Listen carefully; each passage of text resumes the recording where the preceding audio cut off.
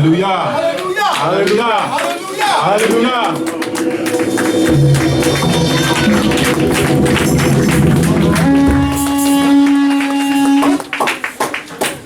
Let us face the east and pray that the Holy One of Israel would watch over us as we raise the ark. May the Creator remember the many families that are gathered this day, acknowledging Him, praising and glorifying His great, high, and holy name. For truly, Yah, our King, is deserving of such praise. Kuma, Yehovah, Weyafusu Oevecha, Weyanusu Mis Aneka Lipaneka. Kuma, Yehovah, Weyafusu Oevecha, Weyanusu Mis Aneka Lipaneka. Kuma, Yehovah, Weyafusu Oevecha. Rise up, O Yah, and let thine enemies be scattered, and let them that hate thee flee before thee. Hallelujah! Hallelujah! Hallelujah! Hallelujah! Hallelujah! Yokai! Yokai! Yokai! Selah.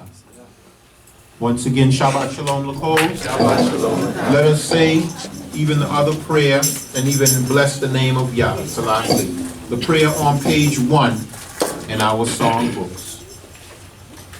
Baruch Yehovah Babokwer, Baruch Yehovah Bezoharai, Baruch Yehovah Be'erev, Baruch Yehovah Belayla, Baruch Yehovah Yom Yom, Uvaruch Yehovah Tamid, Yehovah Eloheinu Bavakwasha, Lishloach Lanu Lekol Devarim, Ra'im She'asinu Lefaneka Yom Yom, Relihiot Imanu Kol Hayom Hazeh, Lema'an Shemka Yehovah, Elohei Abraham, Yitzchak Yisrael, Elohei Avoteinu Eli, Lishmoa Bakolina, Im Ter Segotka, Lema'an Shemka Yehovah. And it translates in English, blessed be Yehovah in the morning, blessed be Yehovah in the afternoon, blessed be Yehovah in the evening, and blessed be Yehovah in the night.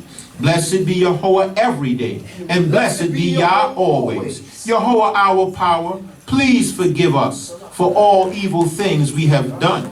Be with us all this day, for thy name's sake, O Yah. Power of Abraham, Yitzchak, and Yisrael, power of our fathers, even our power. Hearken unto our voice, we pray thee, if it beseech thee for thy name's sake. Hallelujah. Hallelujah. Blessed be the name of Yah. Let us at this time sing the song Zeh et HaShabbat, found on page 3 in our Sidorim. This is the Shabbat day, and we are happy to be here to praise and glorify the name of Yah. The song Zeh et HaShabbat on page 3 in our Sidorim. Zeh et HaShabbat, Sameach Ani, Zeh et HaShabbat, Sameach Ani, Zeh et HaShabbat, Sameach Ani, Ani Ohev Hayom Shalashem.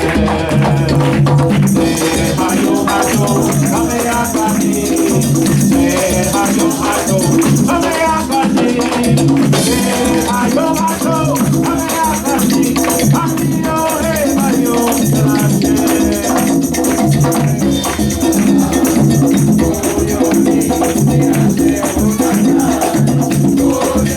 Hallelujah, hallelujah, hallelujah.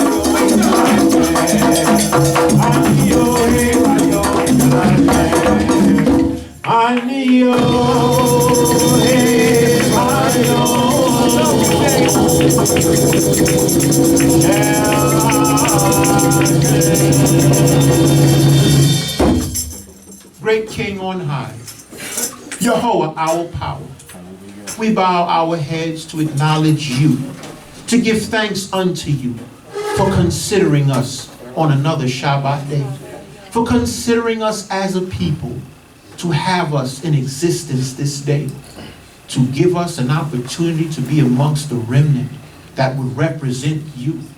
It is truly an honor, O Most High.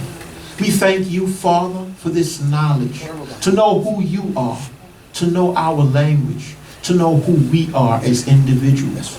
We thank you, O Father, for another Shabbat day of rest and a moment in time to consider the great King of this universe, the one who allowed us to rise each and every morning of this week that's gone into eternity. The one who allowed us to go to sleep in perfect peace, protecting our homes time and time again. The power who ensured that we traveled safely along these dangerous streets, highways, and byways. The power who ensured that none of us were injured when many times we could have easily been injured or harm could have easily befallen us. The power who is responsible for our good health and strength this day. The one who alone have the power to heal. We pray that you would even remember great King, our brother Ernest, who is in need of your healing, and strengthen and heal him, O Father.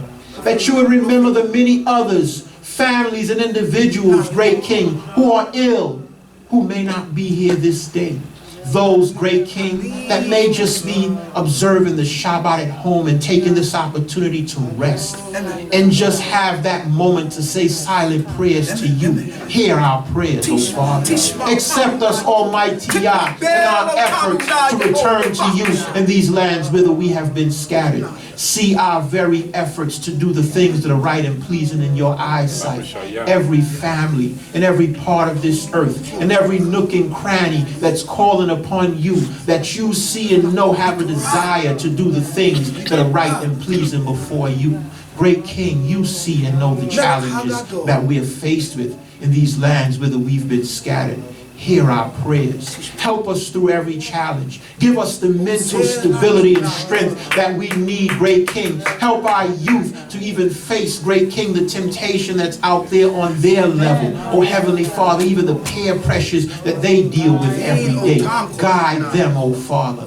Give them a desire to do what is right. And even help them with the decisions that they make. For you know we all have our challenges, and at our ages, at every level, only you see and know them all. Only you understand them all. Only you understand each and every one of us, for you created us, Almighty Yah. We turn to you for our deliverance, for our guidance, for our help, for our strength, for our protection. You are our everything. All praises, all glory, all honor be to your great, high, and holy name, now and forevermore. Hallelujah! Hallelujah! Hallelujah!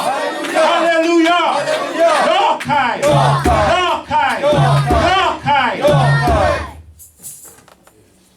Selah, Shema. Oh, Shema Yisrael, Yahuwah Eloheinu, Yahuwah Eloheinu, Yahuwah Eloheinu.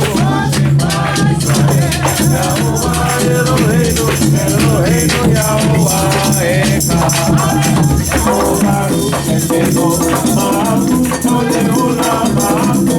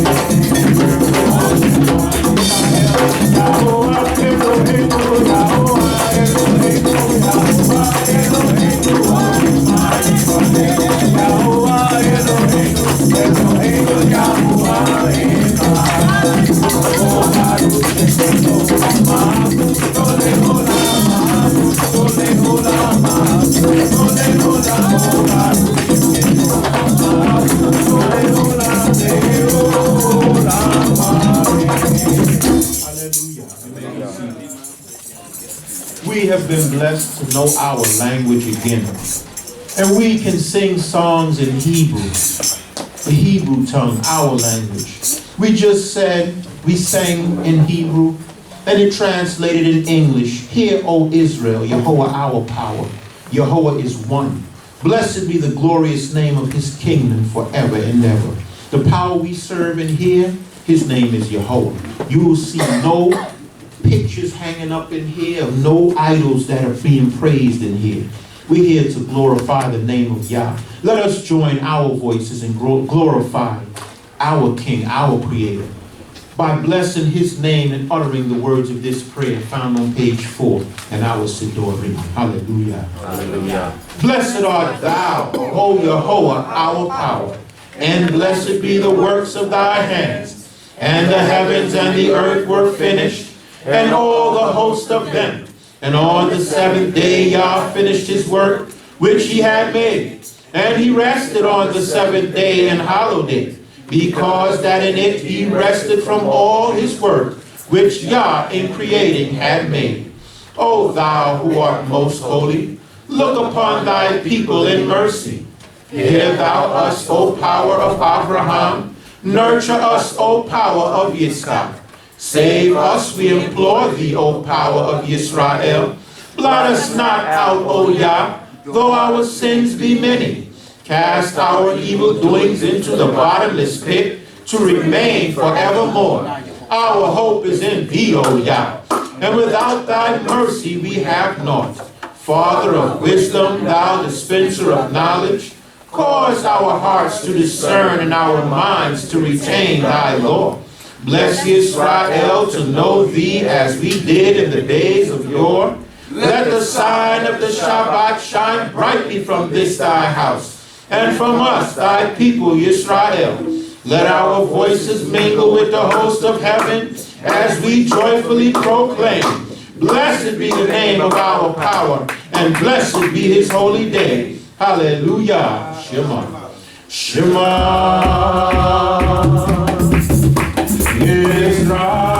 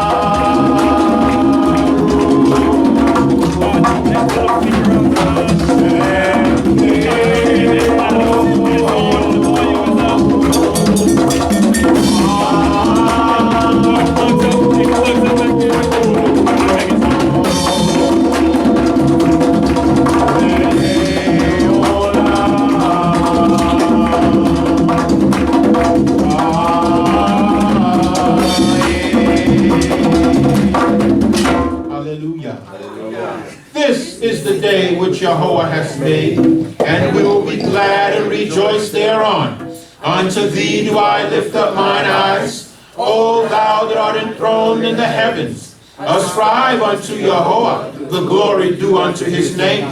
Worship Yehovah in the beauty of holiness. In thee, O Yah, do I take refuge. Let me never be ashamed.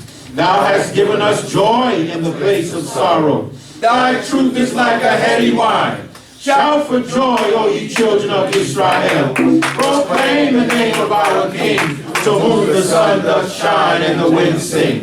Yehovah is our sun and shield. Who then could master us? To thee, power of our fathers, do we give honor and glory.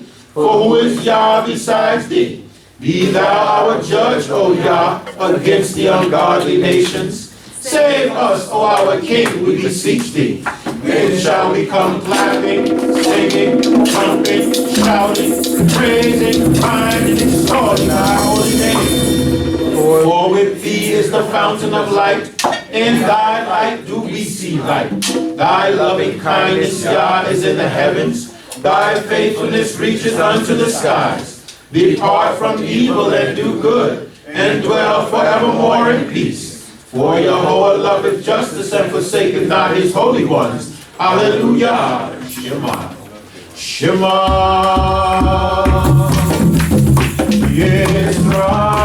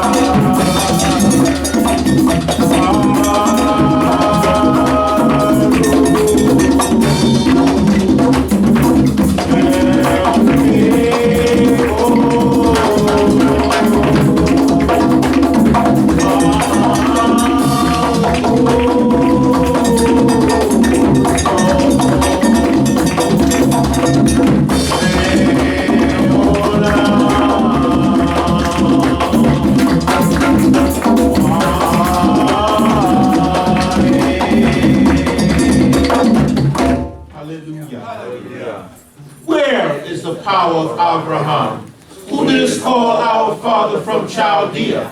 Art thou not he, O power of Israel? Where is the power of Yitzchak, who did bless him with the righteous Rivkah? Thou art one and the same. Who knoweth him who changed Yaakov's name? Thou, O Yah, will forever remain. Though Joseph sojourned in Egypt, yet did all men show him favor. Thy hand, O Yah, was with him. Thou didst help Moshe and Israel against Pharaoh, who stood up the mighty Red Sea. Manna dropped from heaven to sustain thy people in the wilderness. They fashioned the calf to bow down to, yet to Israel didst thou show mercy. We give thanks unto thee, O Yah, and we will tell of thy wondrous works.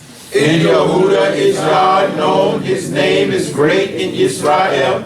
His foundation is in the holy mountains. We will sing of the mercies of Yahweh forever. Unto all generations will we make them to be known. Stay thou, O Yah, in the midst of us. Cause righteousness once more to be sown. So shall the heavens praise thy wonders, Yah, thy faithfulness in the holy assembly. Let Israel awaken the day with their praises. Glory to Yah now and forevermore. Hallelujah. Shema.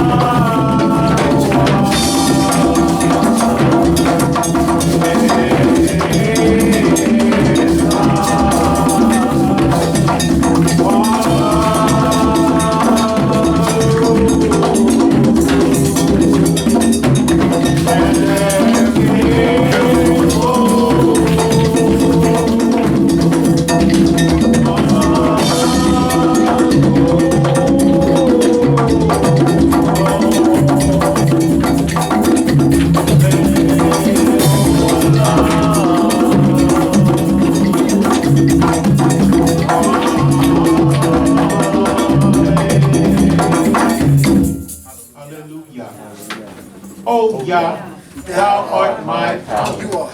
Earnestly will I seek thee. Hear my voice, merciful Father. Preserve me from mine enemies. Send out thine angels to protect me. O thou that hearest prayer. With thy mighty hand, Yah, subdue all those that hate us.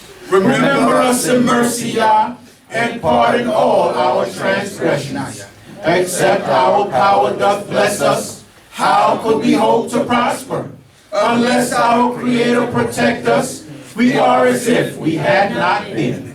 Stay thy hand, O death, for he doth forgive our iniquities. So will I sing praises to his name, that I may perform my vows. The dead praise not Jehovah, nay, nor any that go down into silence. Let us extol our power while we have life. Sing praises to our power while we have any being. Together we will lift up our voices and gratefully sing. Withhold not thy voice from extolling our Maker. Let young and old praise him together. Let the tribes come near and testify. Even the tribes of Israel, the mighty of Jehovah. Say among the nations, Jehovah reigneth. Thy power, Israel, over all the world. For Jehovah will not cast off his people, neither will he forsake his inheritance. Thy testimonies are very sure. Holiness becometh thy house, now, O Yah, and forevermore. Hallelujah. Shema. Shema Yisrael.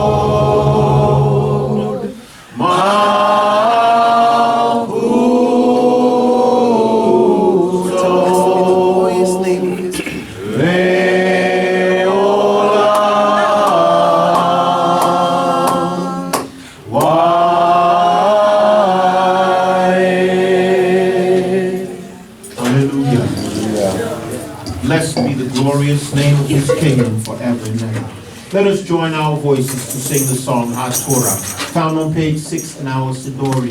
HaTorah means the law. At this time, we are preparing to open the book of the law, and we will have brothers and sisters coming up to read in our language, proud because Yah has given us our culture, our language, and knowledge of self again. Blessed be his name. HaTorah,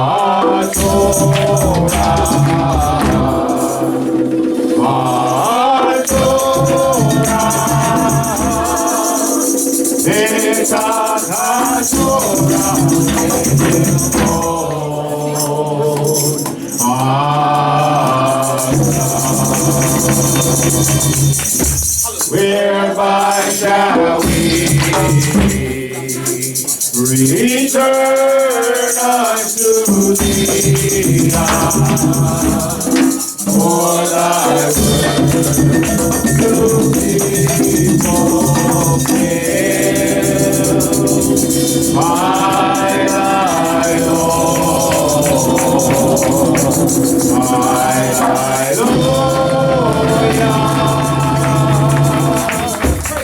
in our hearts to thee.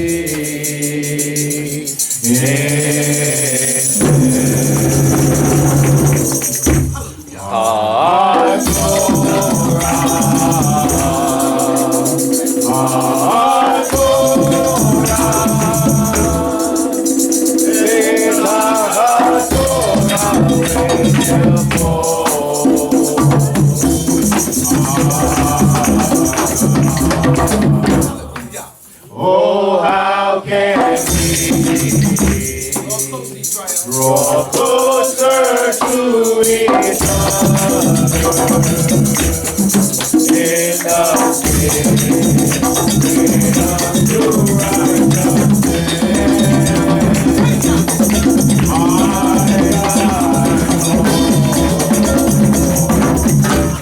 I, Lord,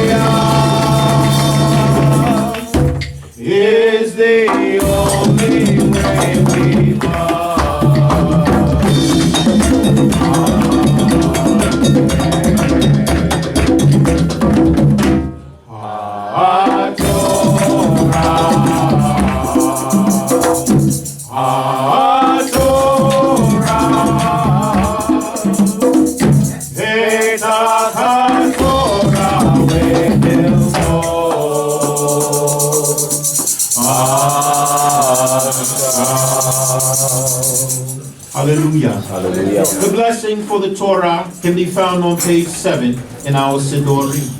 Ani po Baruch Hashem shel Yehovah. Baruch Yahovah Yom Yom. Baruch Yahovah Tamid. Ubaruch Haba Likra'et Torah. Mode ani lefeneka Yehovah Eloheinu. Natan lanu et haTorah. Hallelujah. This time our sisters are asked to be seated, and all of our males, slika, will be asked to remain standing. Again, it is important that when we have family here for the first time, and individuals here that are still learning as we all were at some point or another, we explain what is going on, break down or translate what we say in Hebrew, in English, because we're all returning to the Creator. We must be patient and understand that we all have to learn our language and understand this culture as we return to the Creator. I started out and I said, Ani po Baruch Hashem shel Yehovah, which translates in English, I am here, and blessed be the name of Yah. The congregation replied by saying, Baruch Yehovah Yom Yom, Baruch Yehovah Tamid, Ubaruch Haba Likra'et HaTorah. And it translates, blessed be Yah every day, blessed be Yah always, and blessed be he or she who will read the law, because we will have families, brothers and sisters coming up before you, even our children, reading in our language. I then said, Mode ani lefeneka Yehovah, natan lanu et haTorah. I give thanks unto Yah, our power, who gives us the law. We will say continuously, you will hear us saying, Modim anaknu la, she'ata hu Eloheinu, hu Elohe avotenu, Abraham Yitzchak, v'Yaakov le'olam wa'ed. It just translates in English, we give thanks that you are our power, Yah, and the power of our fathers, Abraham, Yitzchak, and Yaakov, forever. Constantly giving praise and acknowledging the Creator and thanking Him, for He is responsible for our very existence. Hallelujah. Hallelujah. Our Hebrew reading for this portion, Tazria, will be taken from the book of Leviticus. We will begin in the 13th chapter, in the 39th verse, that is, reading through the 59th verse. We will begin once again in Leviticus, the 13th chapter, and the 39th verse, reading through the 59th verse. And it reads on this wise in Hebrew. Wera'a haKohane, v'hinei ve'or besaram, ve'harot, kehot, levanot, boha hu parak, ba'or tahor hu, ve'ish ki yimaret, rosho kwereach hu, tahor hu, ve'im mit'at panael, yimaret, rosho, yiveach hu, tahor hu. Anglina. Yeah. Then the Cohane shall look, and behold, if the bright spots in the skin of their flesh be of dull white, it is a tepid. It has broken out in the skin. He is clean. And if a man's hair be fallen off his head, he is bald, yet is he clean. And if his hair be fallen off from the front part of his head, he is forehead bald, yet is he clean. Hallelujah. Hallelujah. Modim anaknu la, she'ata hu Eloheinu, ve'Elohe avotenu, Abraham, Yitzchak, ve'Yaakov le'olam wa'ed. Likra'et hasar, sar Aharon ben Levi ben Yisrael. Baruch Yahovah Yom Yom. Baruch Yahovah Tamid. Ubaruch Haba Likra'et Torah. Hallelujah.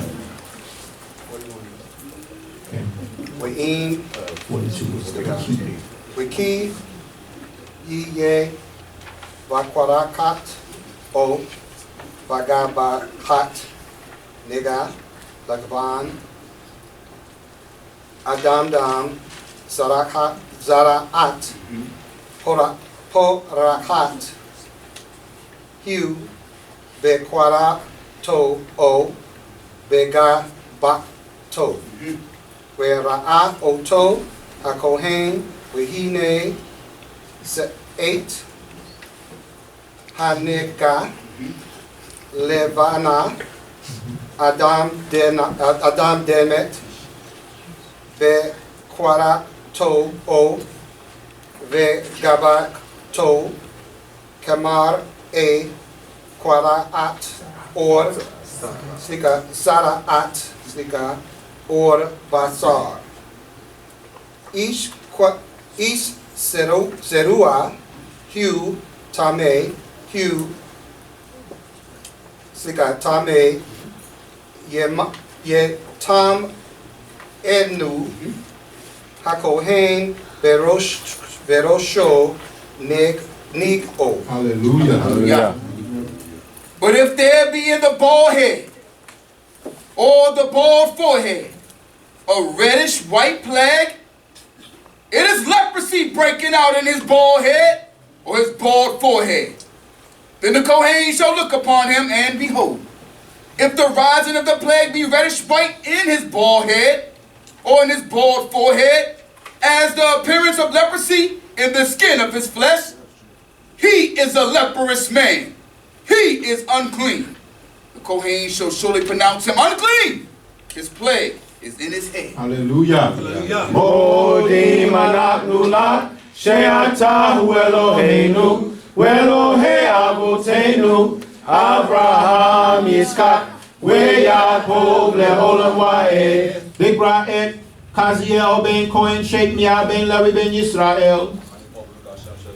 Baruch Yahovah Yom Yom, Baruch Yahovah Tamid, Ubaruch Abba Likraed HaTorah.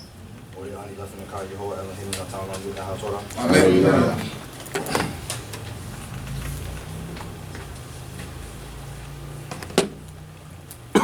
Wahatza Ru'a Ashir Bo Anega Ogadal Ihu Harumin Forosh Ihe Faro Wa'al Faro Ashida Wa'al Safan Yate Tame Yikra Ho Yeme Ashir Anega Bo Yitma Tame Hu Badai Yashe Yipuz Lamakane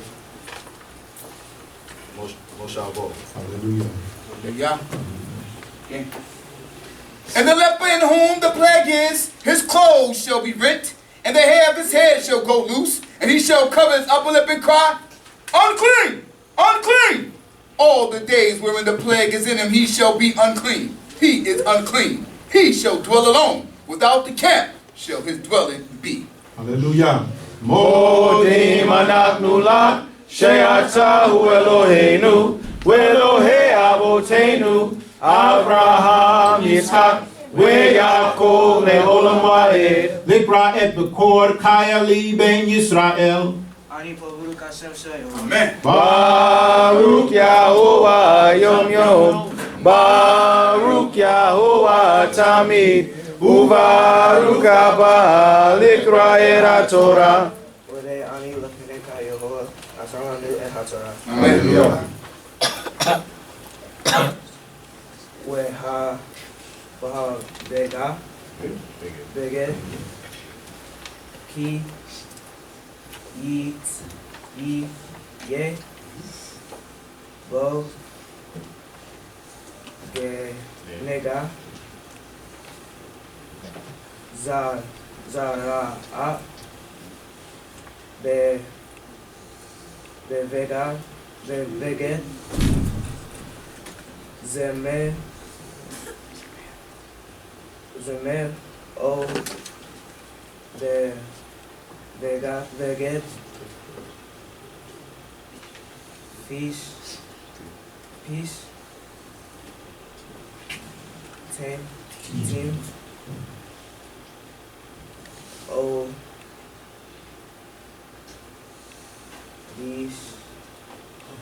These T O B Ere Le Peace Team Le Va Zemen. O. Va. Over. Veor. O. Bekal. Meleket. Or. Wehor. Wehaya.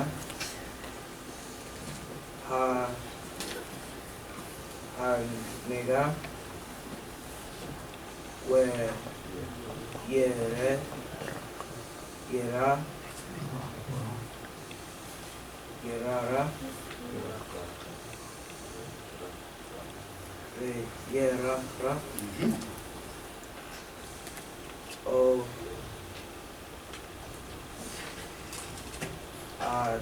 Adam. Den. Down.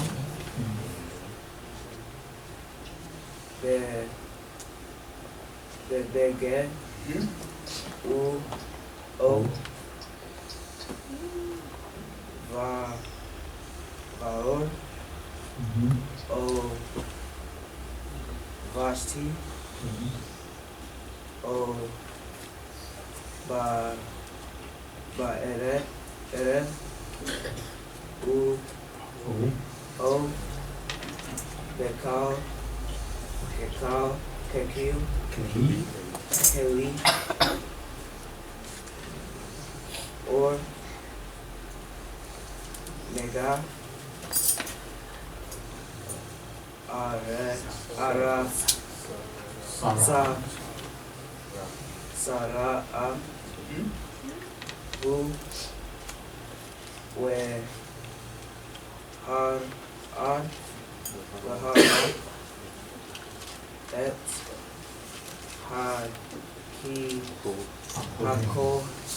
Hakohe. Hallelujah. And when the plague of leprosy is in a garment, whether it be in a woolen garment or a linen garment, or in a warp or in a woof, whether they be of linen or wool, or in skin or anything made of skin, if the plague be greenish or reddish in the garment, or in the skin, or in the warp, or in the woof, or in anything of skin, it is a plague of leprosy. It shall be shown unto the Cohane. Hallelujah. Modim anachnu lach she'ata Eloheinu Elohei Avotenu Abraham Yitzchak Ve'Yaakov le'olam va'ed Likra et Geveret Shoshana bat Levi bat Yisrael. Baruch Yahuwah Yom Yom, Baruch Yahuwah Tamid, Ubaruch Haba Likra et HaTorah. Hallelujah.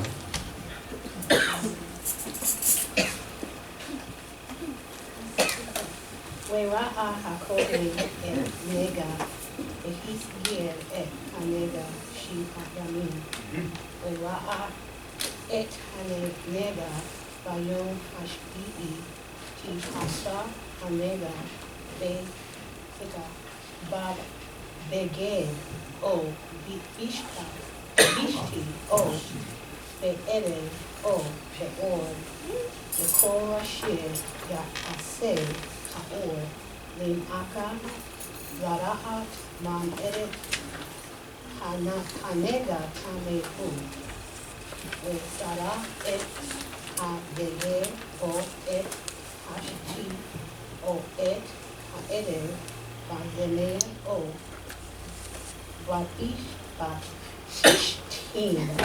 O et Kol Kere Haor Asher Yeho Hanaga Ki Zara'at Man Eret Ba'esh Israel. Hallelujah. And the Cohane shall look upon the plague, and shut up that which hath the plague 7 days. And he shall look on the plague on the 7th day, and the plague be spread in the garment, or in the warp, or in the woof, or in the skin.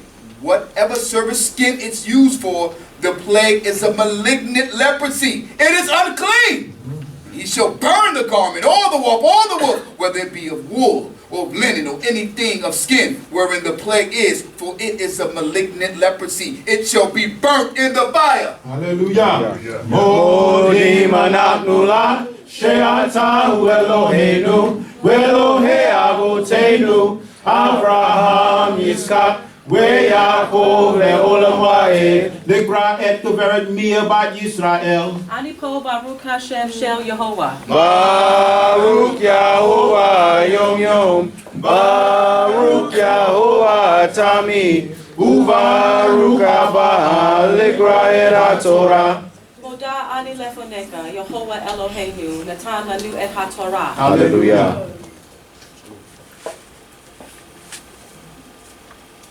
We'in yireh hakohen. We'hine lo fasa hanega babeged o vashi o vaerev o bekol keli or. Weziwa hakohen. Wekiv su et asher.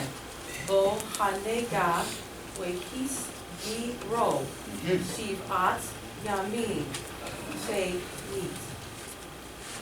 Wera'ah hakohen, achare ku kabes, et hanega, wehine lo hafan.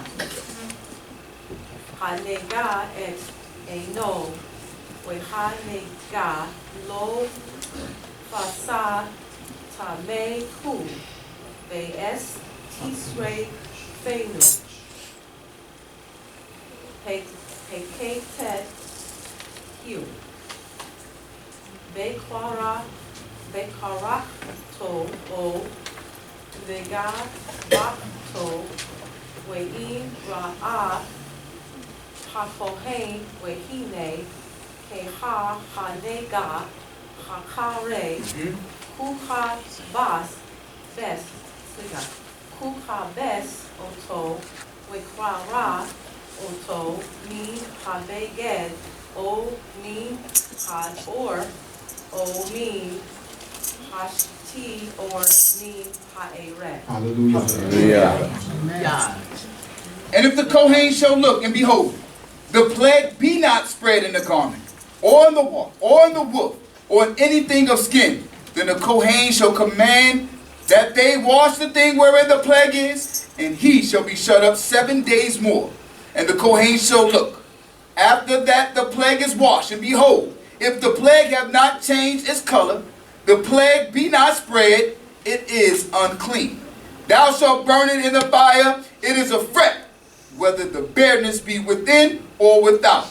And if the Kohen look, and behold, the plague be dim, after the washing thereof, then he shall rend it out of the garment, or out of the skin, or out of the warp, or out of the wool. Hallelujah. Modim anaknu la she'atahu Eloheinu ve'Elohei avotenu Avraham Yitzchak ve'Yaakov le'olam va'ed. Likra et Maftir Akh Khayil ben Yisrael. Anipo, Baruch Hashem Shel Yehovah.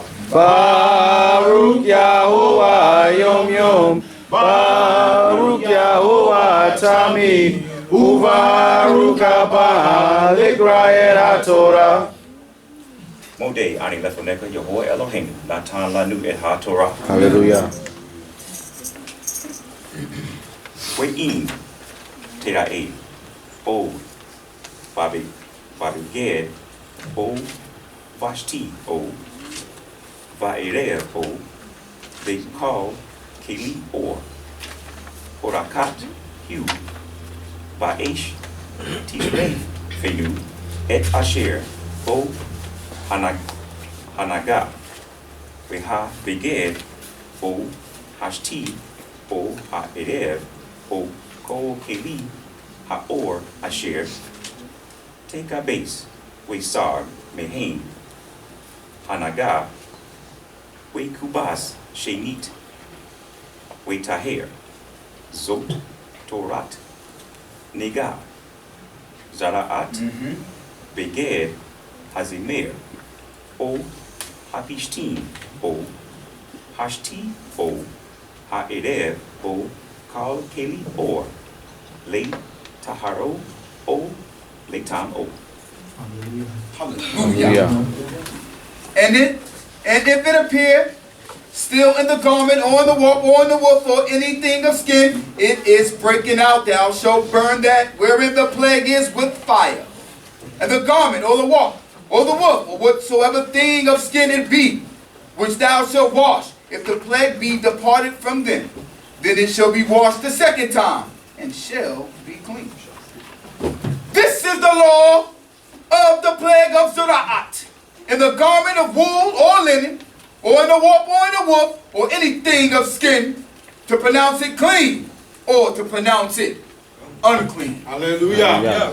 Modi Manatnula, Sheatahu Eloheinu, Velohe Avotenu, Abraham, Yitzchak, Yaakov, Ve'olam Va'ed. Hallelujah. Hallelujah. May we see it? We have a wonderful portion this morning. Amen. I'd like to first of all thank the Creator for this opportunity to share this portion with you. We're going to be going to the book of 2 Kings, chapter 4, verse 42.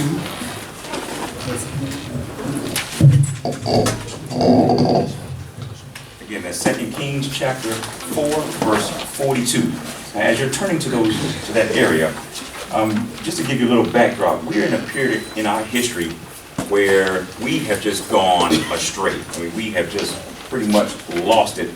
And in 2 Kings, it relates to the wickedness that we are a part of at this point, where we have 12 kings of the northern kingdom called Israel, and we have 16 kings in the southern kingdom called Judah.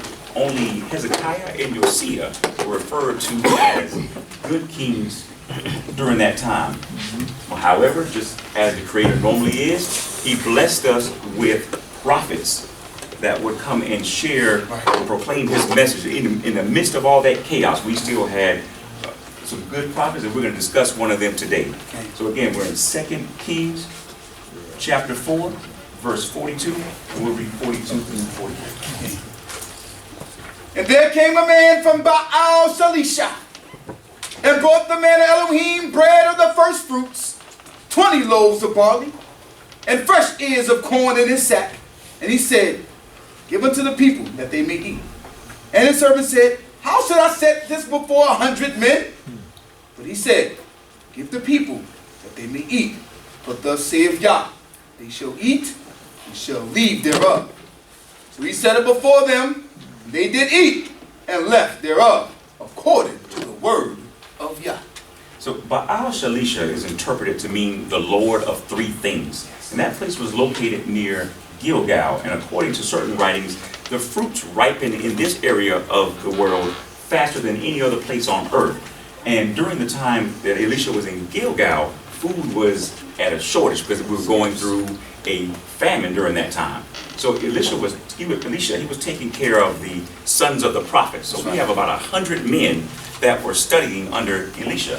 And at that point, he had already created or performed one miracle, because a few verses before, they had came across some poisonous weeds and had put in the stew, and pretty much they thought they were going to die after that first meal.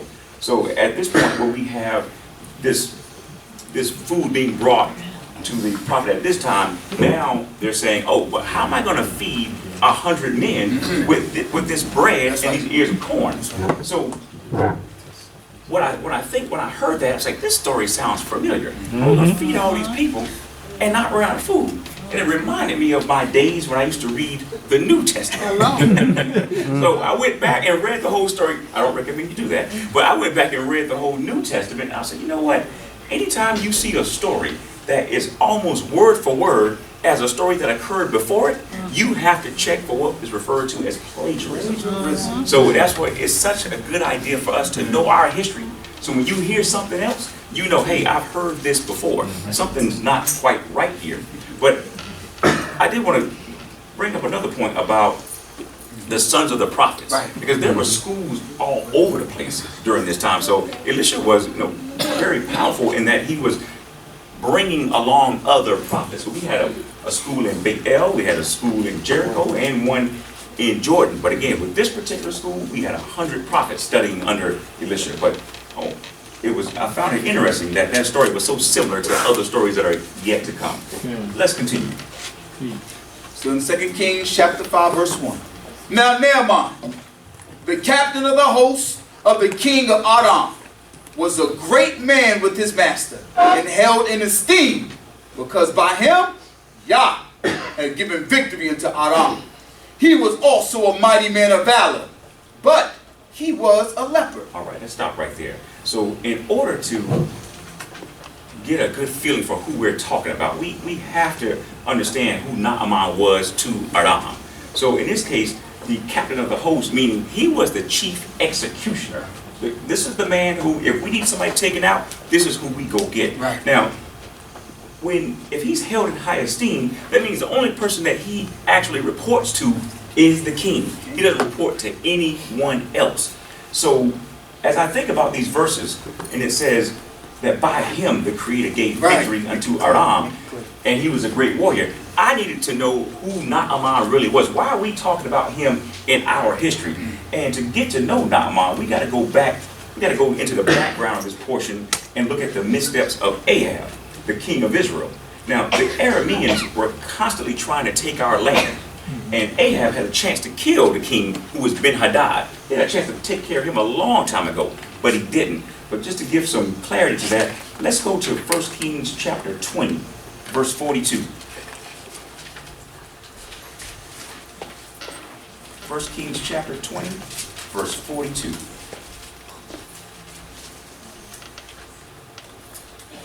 And he said unto him,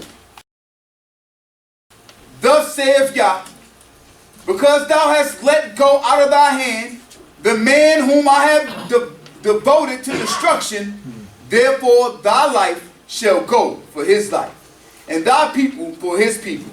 So good right there. So one of the sons of the prophets that came to Ahab and basically said to him, your life is going to be taken in place of Ben-Hadad, since you did not take him out, because he was causing us so many problems, and the Creator had delivered us out of his hand so many times. So when given the opportunity to execute him, we didn't. We let him go, and now the Creator is saying, I'm going to take your life for his. So the Creator had intended for Ben-Hadad to die, but this is the first prophecy that Ahab receives, that your life is on the line. You're going to die.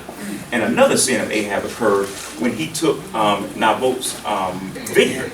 So the Creator sent Elijah this time to prophesy to Ahab, to tell him that the dog was going to lick up your blood the same way that he licked up Naboth's blood when you and your wife Jezebel plotted to take this man's land. So let's move forward a little bit to 1 Kings 21, 17. 1 Kings 21, verse 17. And the word of the Most High came unto Elijah the Tishbite, saying, Arise, go down and meet Ahab, king of Israel, who dwelleth in Samaria. Behold, he is in the vineyard of Naboth, whither he is gone down to take possession of it. And thou shalt speak unto him, saying, Thus saith Jehovah, Hast thou killed and also taken possession? And thou shalt speak unto him, saying, Thus saith Yah, in the place where dogs lick the blood of Naboth, shall dogs lick thy blood, even thine. All right, so now this is the second time he's been prophesied to that he is going to die. So several years passed, and Ahab wanted Jehoshaphat to go to war with him against the Arameans. And Jehoshaphat said, no problem. I don't mind going to war with you. Not a problem at all. But first, let's check with the Creator. That's right. So they called 400 prophets and asked them, should we go into battle? And those 400 prophets said, yes, go do your thing. You got it. Jehoshaphat said, yeah, that sounds good, but is there anybody else we should talk to? Right. And Ahab said, yeah, there's this guy, Micaiah. But he never has anything good to say to me, so I really don't want to talk to him. I don't want to hear what he has to say. So they finally bring in Micaiah. And he says, go ahead, go up. And then Ahab said, hold up. I thought I told you to tell me the truth every time I asked you something. And then Micaiah said, well, I did have a vision. And I saw the people of Israel scattered on the mountains like sheep with no shepherd. And at that point, somebody hit Micaiah in the face, they threw him in prison. So he's telling them the truth, but they don't want to hear the truth. Then, I'm sorry, I got a little ahead of myself.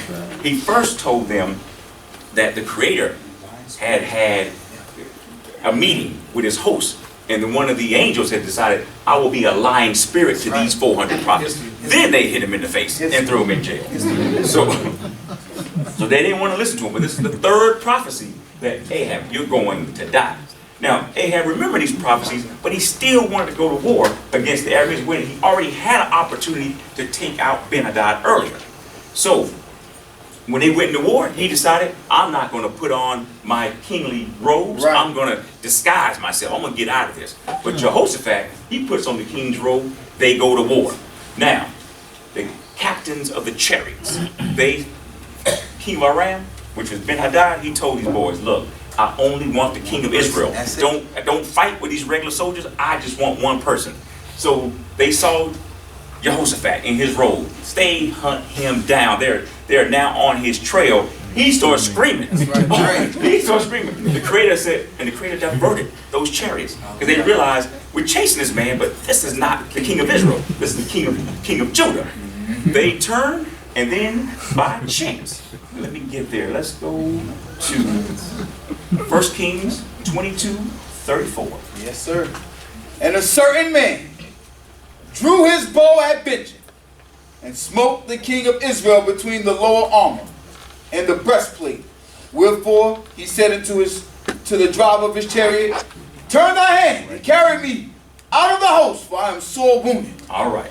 Naaman was the archer who took out Ahab.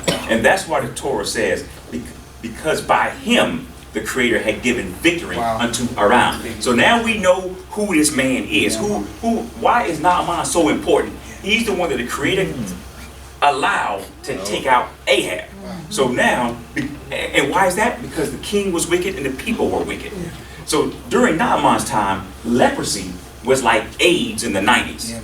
And I say AIDS in the 90s because in the 90s, we feared AIDS. Today, it's like, no big deal. You see commercials every day. Oh, take this pill, we can still do what we do to protect ourselves from AIDS. So we don't fear AIDS like we used to. But back then, during Naaman's time, that leprosy was just like AIDS back in the 90s. Now, some forms of leprosy, of course, is extremely contagious, but it's also a debilitating disease where it can cripple you and lead to an early death.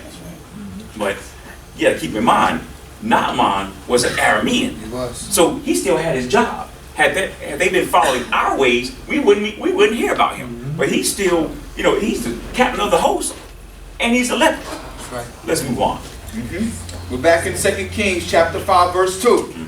And the Arameans had gone out in bands, and had brought away captive out of the land of Israel a little maid, and she waited on Naaman's wife. So the Arameans were our neighbors in the northeast, and we didn't get along. See, we were constantly at war with them. But during David's reign, they were paying us a tribute. Now we've lost our way, and now we're getting bullied by these people.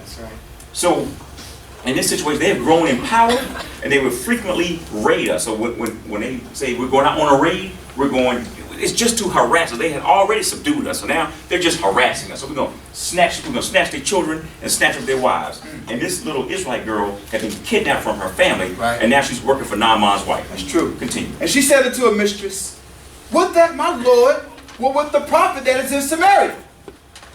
Then would he recover him of his leprosy. So mistress in this context refers to a woman who supervises servants. So this young Israelite girl is speaking to Naaman's wife.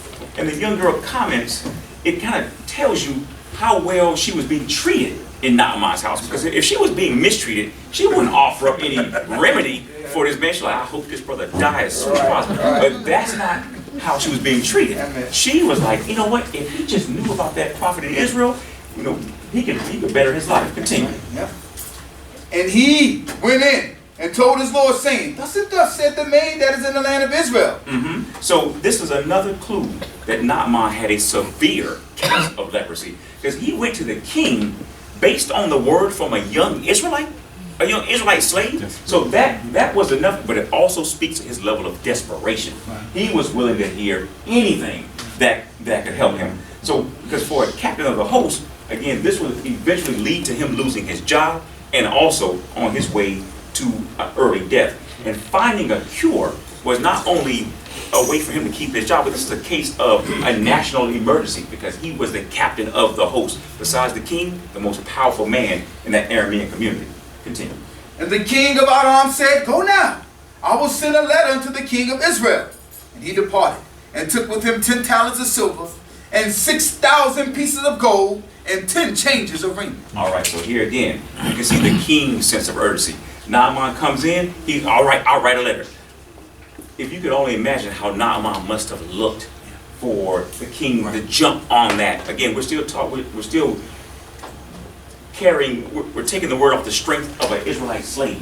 And these are two of the most powerful men in the land, and you can see their sense of urgency. So Naaman packs his bags, he grabs a lot of money. This is about $4,800 worth of silver, another $17,000 worth of gold, as I did the valuations in today's silver and gold market.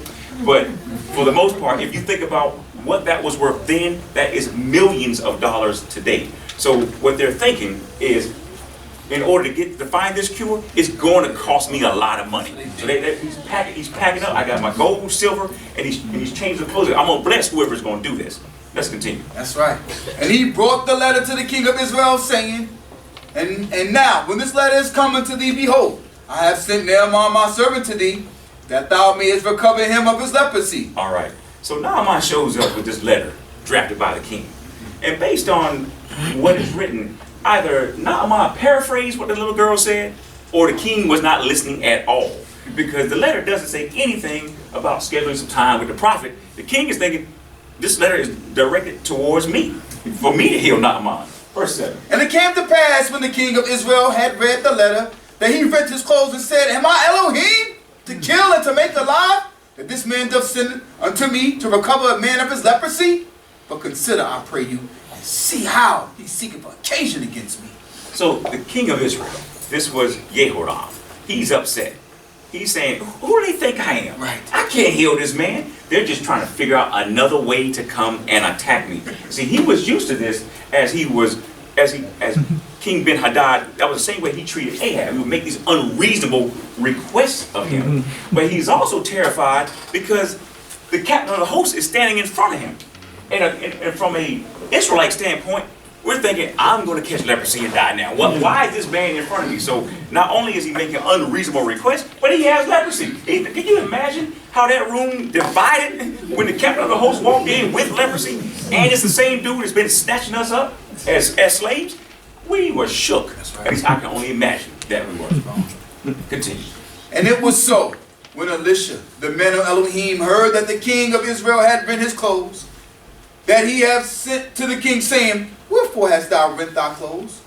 Let him come now to me, and he shall know that there is a prophet in Israel. So the word is spreading fast. And the king has tore his clothes off. And when Elisha hears about this, he just said, hey, send him to me. Why is this bothering you? I will let him know there's a prophet in Israel. So Naaman came with his horses and his chariots, and stood at the door of the house of Elisha. So now we have this whole entourage at the front door. And I guarantee you, the captain of the host does not travel with 2 or 3 dudes. There's probably thousands of people that pull up to the prophet's house. That's right. And Elisha sent a messenger to him, saying, Go and wash in the Jordan 7 times, and thy flesh shall come back to thee, and thou shalt be clean. So more than likely, Elisha supervising the sons of the prophets, he probably just sent some young prophet out there and said, look, just go out there and tell them everything's going to be okay. Now, I want you to, another thing we have to keep in mind, severe leprosy. So we know about how it may show up on the skin and in the breakouts. We're going to cover that today. But severe leprosy will actually cause you to lose skin. Like, for example, your nose gone, eyelids gone, ears. Can you imagine that they're just gone? So we know that he had lost flesh because the prophet said that thy flesh may come back to you. Right. In order for it to come back, it has to be gone. Right. So we know he's dealing with raw, open flesh. And of course, the Cohane is going to address this a little later on. But this man had to be a sight to see. 11 and 12. But Naaman was wroth, and went away and said, Behold, I thought he would surely come out to me, and stand and call in the name of Yah, his Elohim, and wave his hand over the place and recover the leper? Are not Amanah and Pharpar, the rivers of Damascus, better than the waters of Israel? May I not wash in them and be clean? So he turned and went away in rage. Because Naaman is saying to himself and to everybody else, the king, didn't I just bring a note from the king? Right. Do you know who I am? How dare you instruct this little messenger to come out and greet me? And see, one way or another, Eastern culture dictated how you treat someone when they arrive at your house. So the guest was supposed to receive him a certain way. You don't just send someone out, you go yourself. And on top of that, with him being a feared man, he's kind of upset because this happened in front of all my soldiers. You gonna send this little kid out here in front of all my soldiers?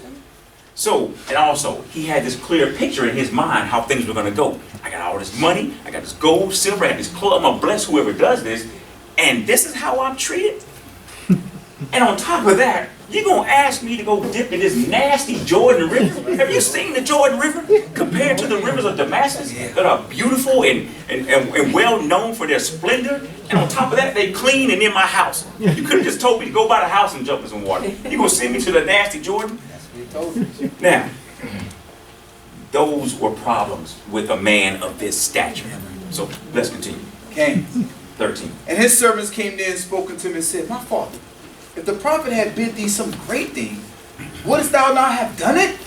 How much rather then would he say to thee, Wash and be clean? So when the servants came near and said, My father, they're showing a high level of respect and reverence for Naaman.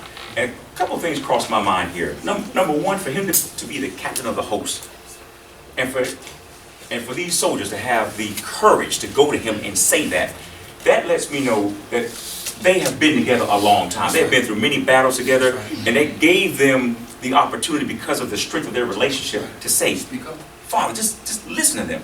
And on top of that, it leads me to believe that they have been with him a long time and have seen all the other crazy stuff he has been trying to do to rid himself of this disease. You know, they've probably been all over the land, listening to all these other deities and all these crazy remedies, you know, from chicken feet hanging around your neck, drinking blood, whatever they could come up with, and he still had it. They've seen what the man has gone through, and that's why they were able to approach him with that level of humility, because they've seen this man go through a lot. Let's continue.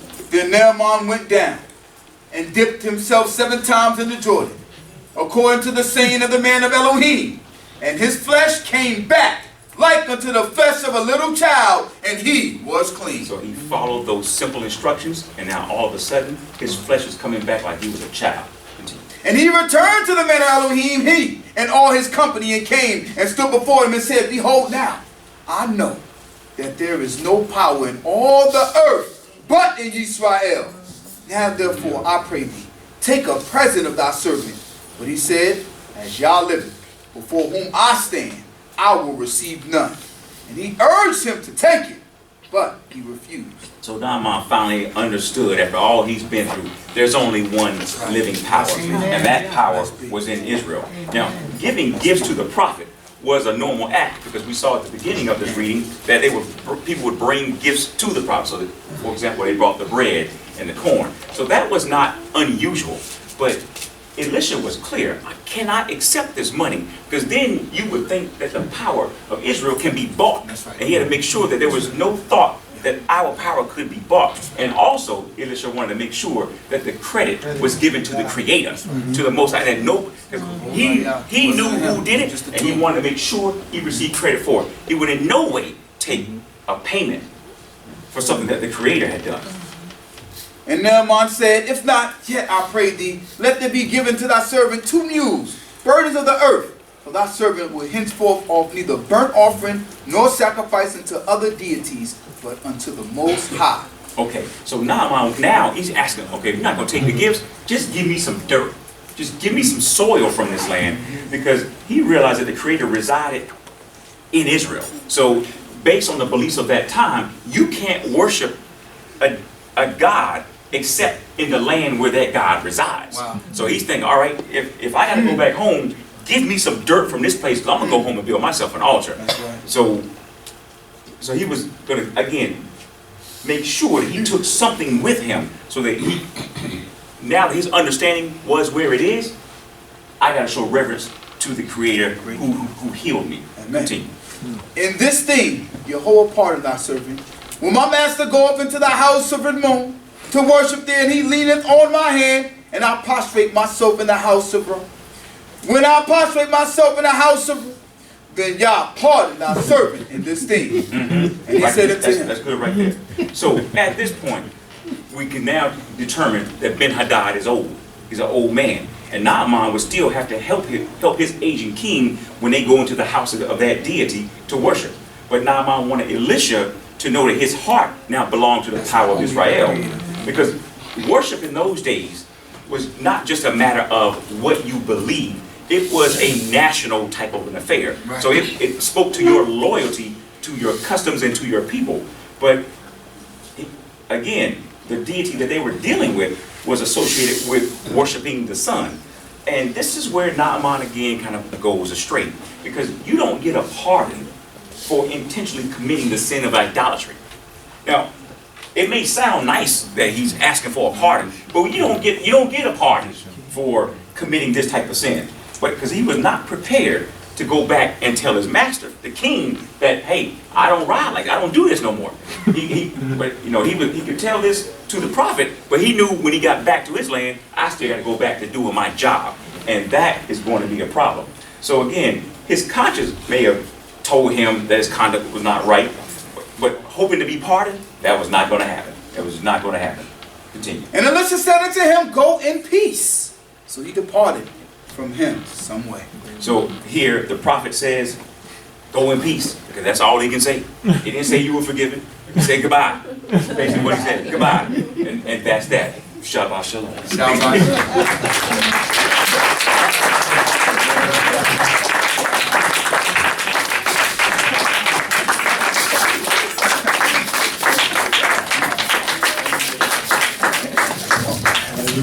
Hallelujah. Akh Khayil did a wonderful job.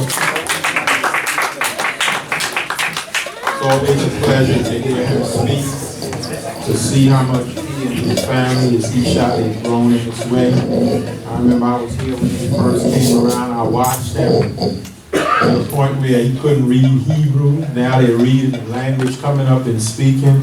It shows how great the Creator is. The Creator can wake up anyone and give them the knowledge of who He is and the knowledge of self, and help us understand our culture and what we're about, and even our history. Blessed be the name of God. Hallelujah.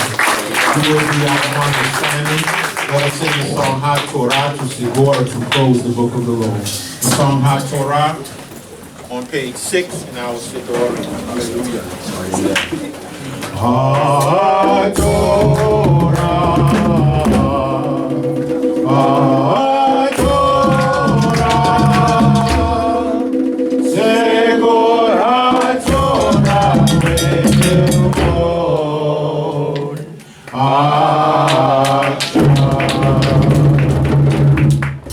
Whereby shall we return unto thee, for thy will be fulfilled, my thy Lord, my thy Lord, in our hearts it is to be.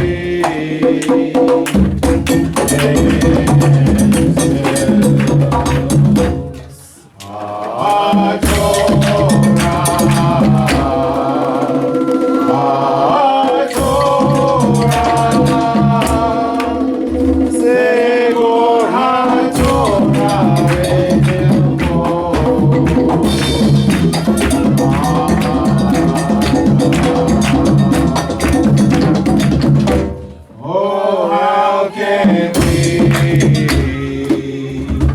draw closer to each other in the spirit of true righteousness?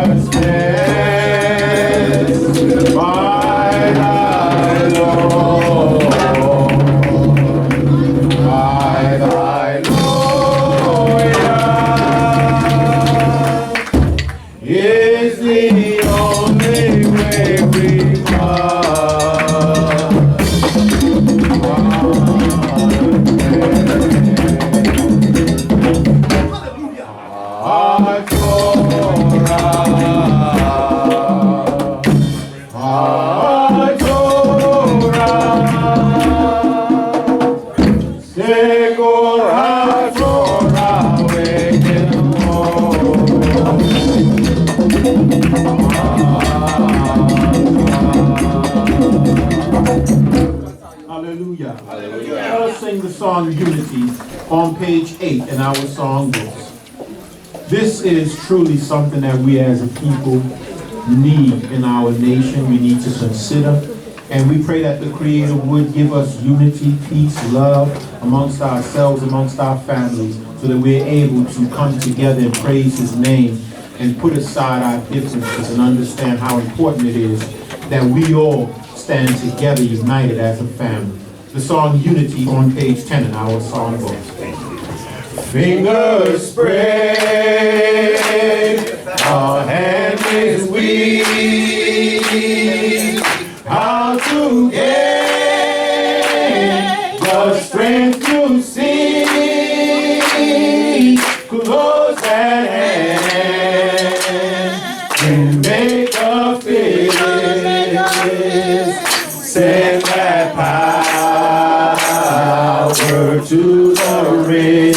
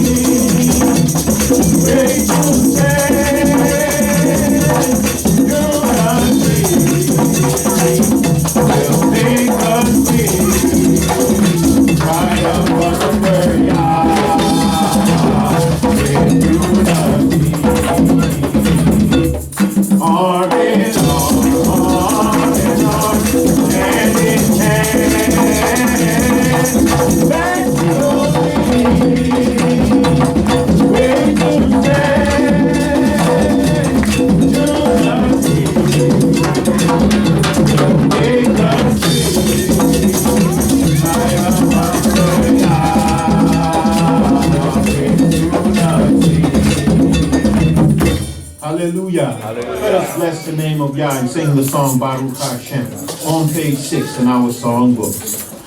Baruch Hashem Shel Yahuwah.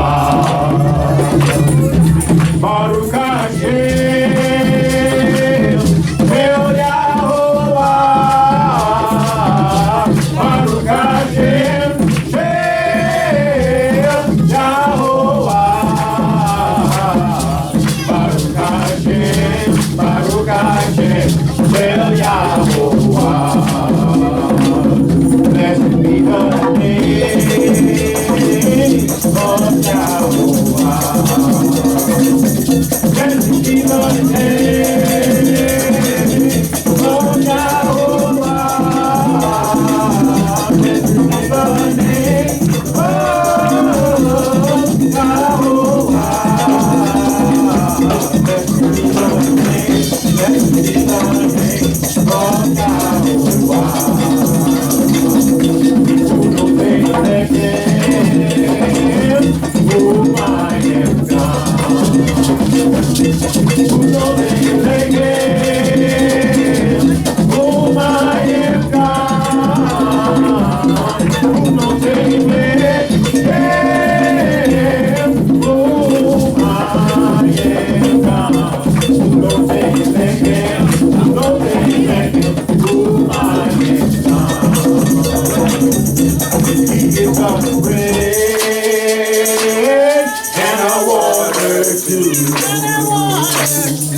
He gives us bread and a water too. He gives us bread and our water too. He gives us bread, Jehovah gives us bread and a water too. Baruch Hashem Shel Yahuwah. Baruch Hashem Shel Yahuwah. Baruch Hashem Shel Yahuwah. Baruch Hashem, Baruch Hashem Shel Yahuwah. Again.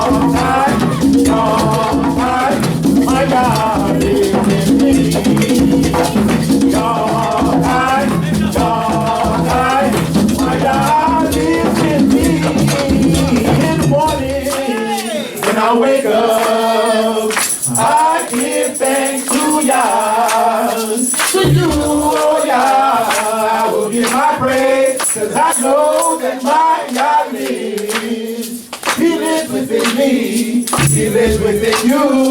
So what you gonna do?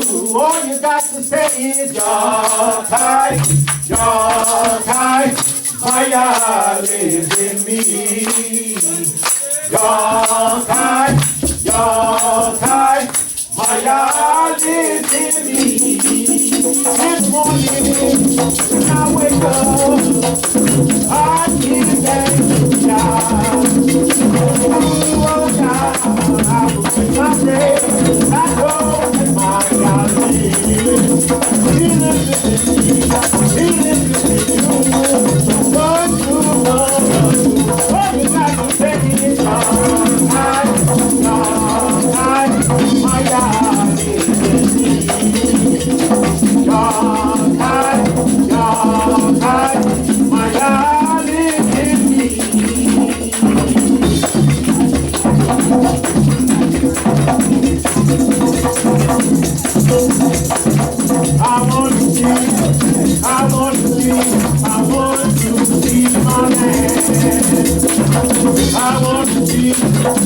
want to see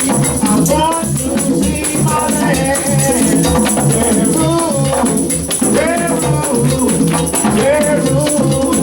The lion. The lion.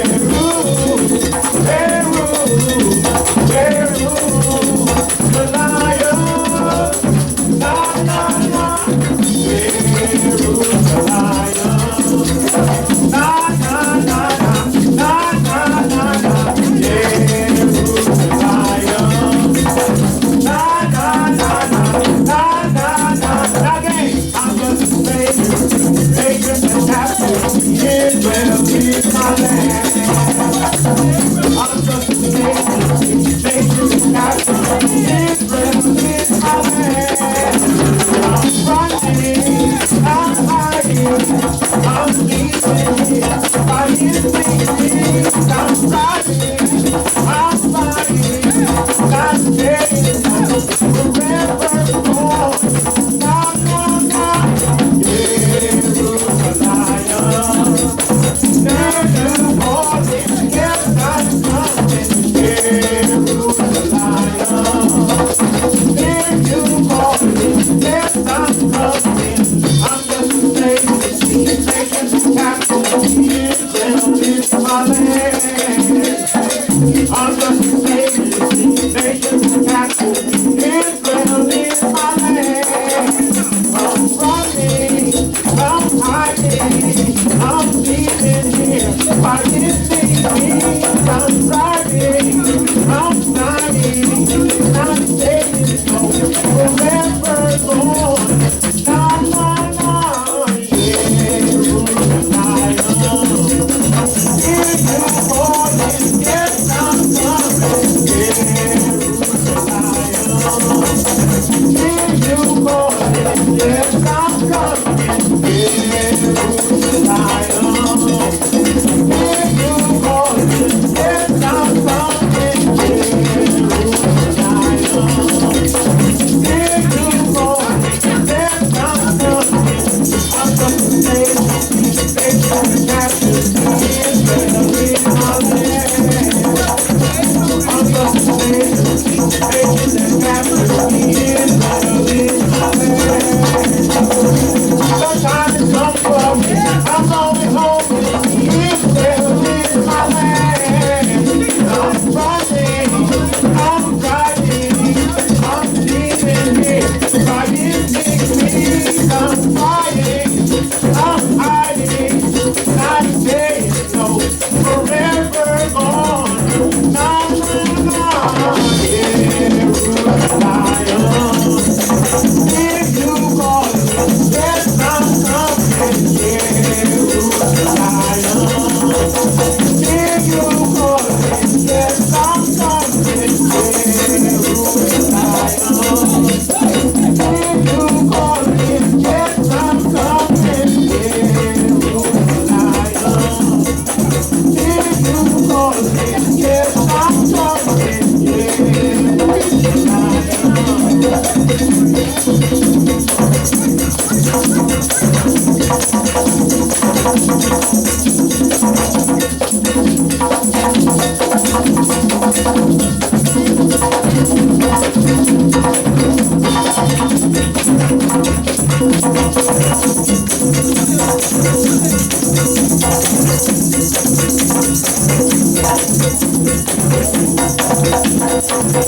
Hallelujah! Hallelujah! Hallelujah! Rokai! Rokai! Rokai! Hallelujah. So that more right for that energy there. You may be seated. Blessed be the name of the Holy One of Israel.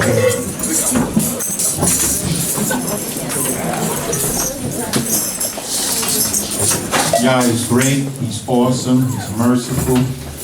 It's good to come out and just praise Him and acknowledge Him on days like the Shabbat day and any of His holy appointed seasons. Because we must show Him how much we appreciate Him. We must show Him that we are thankful. And hopefully, the Creator will bless us to live to see our land, to return to our land as a family, as a nation. and glorify and praise His holy name as a community. This time I would like to call upon Imi Rishona to read for us the beautiful 8th proverb, thanking Yah for her life, for giving her good health and strength, for the life of Abba Kirby who's here. Being with them is truly a beautiful thing. It allows me, I can joke with them in the house. We have a lot of laughter. Sometimes I just mess with her. And I'm thankful to the Creator to have them both here, where I could just enjoy their company, as well as each and every one of your company. Let us welcome Imi Rishona to read for us.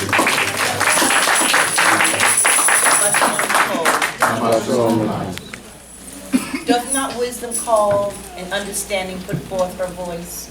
In the top of high places by the way where the paths meet she standing. Beside the gates at the entry of the city. At the coming in at the doors she cried aloud. Unto you, O men, I call, and my voice is to the sons of men. O ye thoughtless, understand prudence, and ye fools, be ye of an understanding heart. Hear, for I will speak excellent things, and the opening of my lips shall be right things. For my mouth shall utter truth, and wickedness is an abomination to my lips. All the words of my mouth are in righteousness. There is nothing perverse or crooked in them. They are all plain to him that understandeth, and right to them that find knowledge. Receive my instruction, and not silver, and knowledge rather than choice gold. For wisdom is better than rubies, and all things desirable are not to be compared unto her. I, wisdom, dwell with prudence, and find out knowledge of devices. The fear of Yahweh is to hate evil, pride, and arrogancy, and the evil way, and the froward mouth do I hate. Counsel is mine, and sound wisdom. I am understanding, power is mine. By me kings reign, and princes decree justice. By me princes rule, the nobles, even all the judges of the earth. I love them that love me, and those that seek me earnestly shall find me. Riches and honor are with me, yea, enduring riches and righteousness. My fruit is better than gold, yea, than fine gold, and my produce than choice silver. I walk in the way of righteousness, in the midst of the paths of justice, that I may cause those that love me to inherit substance, and that I may fill their treasuries. Jehovah made me as the beginning of his way, the first of his works of old. I was set up from everlasting, from the beginning, or ever the earth was. When there were no depths, I was brought forth. When there were no fountains abounding with water. Before the mountains were settled, before the hills was I brought forth. While as yet he had not made the earth, nor the fields, nor the beginning of the dust of the world. When he established the heavens, I was there. When he set a circle upon the face of the deep. When he made firm the skies above, when the fountains of the deep showed their might. When he gave to the sea his decree, that the waters should not transgress his commandments. When he appointed the foundations of the earth, then I was with him. Then I was by him as a nursling, and I was daily all delight, playing always before him, playing in his habitable earth, and my delights are with the sons of men. Now therefore, ye children, hearken unto me, for happy are they that keep my ways. Hear instruction, and be wise, and refuse it not. Happy is the man that hearkeneth to me, watching daily at my gates, waiting at the posts of my doors. For whoso findeth me, findeth life, and obtaineth favor of Jehovah. For he that misses me wrongeth his own soul. All they that hate me love death. I'm just thankful to be here today. I'm thankful that the Most High woke me up this morning and allowed me to live to see another day. There was something that was pretty tragic to me that happened.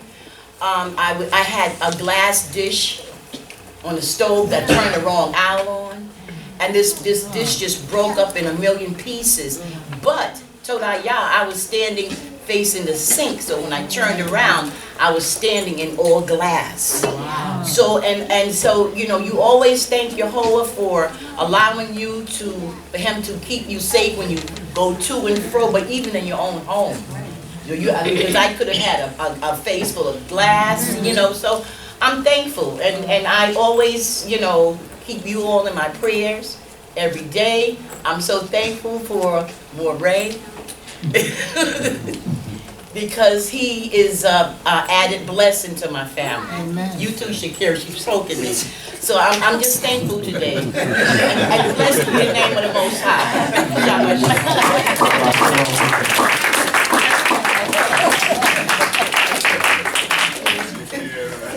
Giving thanks to you and showing up and reading for us the proverb.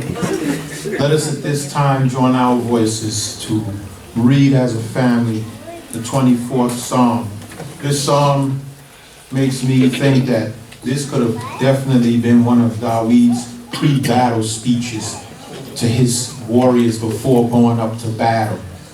And just having all of them lined up, because every general has a pre-battle speech, something that they tell their soldiers before they go to war, and just to motivate them and get them ready for the fight, because the enemy's watching them across right on the other side of the battlefield.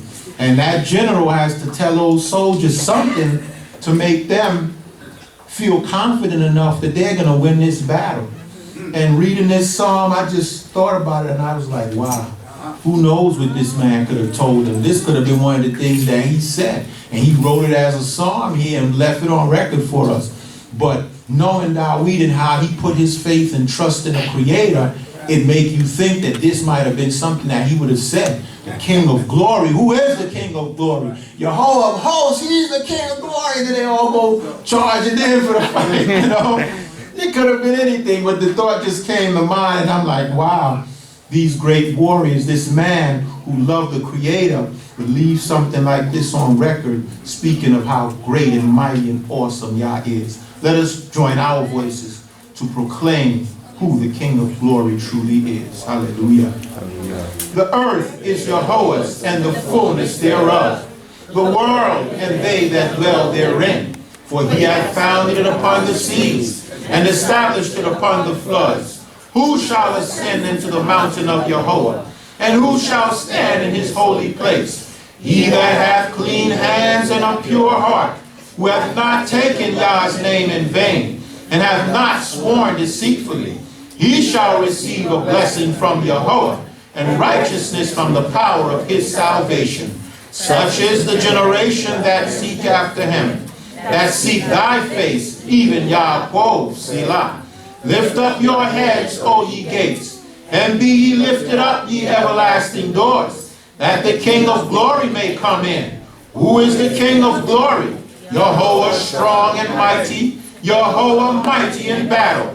Lift up your heads, O ye gates, yea, lift them up, ye everlasting doors, that the King of Glory may come in. Who then is the King of Glory? Jehovah of hosts, he is the King of Glory. Let us rise before the King of Glory and acknowledge him. Give thanks unto him for our very existence. Hallelujah. Hallelujah. I'd like to acknowledge the Sidrah, the head of this community, Sidrah Haroon, giving thanks to Yah for his life. I'd like to acknowledge all of the elders that are here, thanking Yah for their lives, each and every brother and sister, mother and father, every child, giving thanks to Yah for each and every one of your existence this day, thanking Yah for giving you life this day. You may be seated at this time. At this time, the youth can leave out for their classes. We have classes that are being taught to our children on their level. In this Sidrah in particular, I'm asking parents if there's anything that you think you do not want your child to hear as it relates to the body and different things in that aspect. You may want them to leave out at this time. If not, you can let them stay if you think they're old enough to listen to these things, because this Sidrah has a few details that I would like to share with the community, and that anyone that's not of that age should not or may not need to be in here for it. Our portion of study today will be taken or can be found in the book of Leviticus, the 12th chapter and the 1st verse. Once again, our Sidrah for today, the portion of study for today will be taken from the book of Leviticus, 12th chapter and the 1st verse. The name of our Sidrah or our portion today is Tazria, and it comes from the word Zarah, which means to produce seed or yielding seed. And this portion, you will see, that the thought changes in this portion of study as opposed to what we read last week. And we get to see and understand how vast our culture is. We get to see and understand the Creator that we have, the power that we serve, how He gives us wisdom on such a large scale, and how we as a nation can function in any aspect because the Creator prepares us for everything. And this power that we serve, He considers every aspect of life. And so we have to know that we're not without anything. Anything we need, the Creator has it in place for us. He's preparing for us. And we have the best leader of all times. None of these politicians, these presidents, they can't put together no laws better than the Creator. They can't put together no rules and guidelines better than the Creator. These doctors that exist today can't put together no medicine better than the Creator that we serve. They don't understand the body the way the Creator does. And this is the power that we are serving. Understand, He teaches us because He knows this body that He created. And He's trying to give us information that'll help us as individuals live longer, be happier while living longer, be at peace with long life, and have love and unity amongst ourselves with this long life. Which is why it's imperative that we listen, follow, and obey the laws, statutes, and commandments that He's left on record for us. But a lot of times we think we know it all, and we decide, well, you know what, I want to try this here. Or I see they're doing something across there, let me try their thing. As opposed to understand and know that with the power that we serve left here for us is what's best for us. Our portion of study begins in the book of Leviticus, the 12th chapter and the first verse, and it reads on this wise. And the Most High spoke unto Moshe, saying, Speak unto the children of Israel, saying, If a woman be delivered and bear a man child, then she shall be unclean 7 days.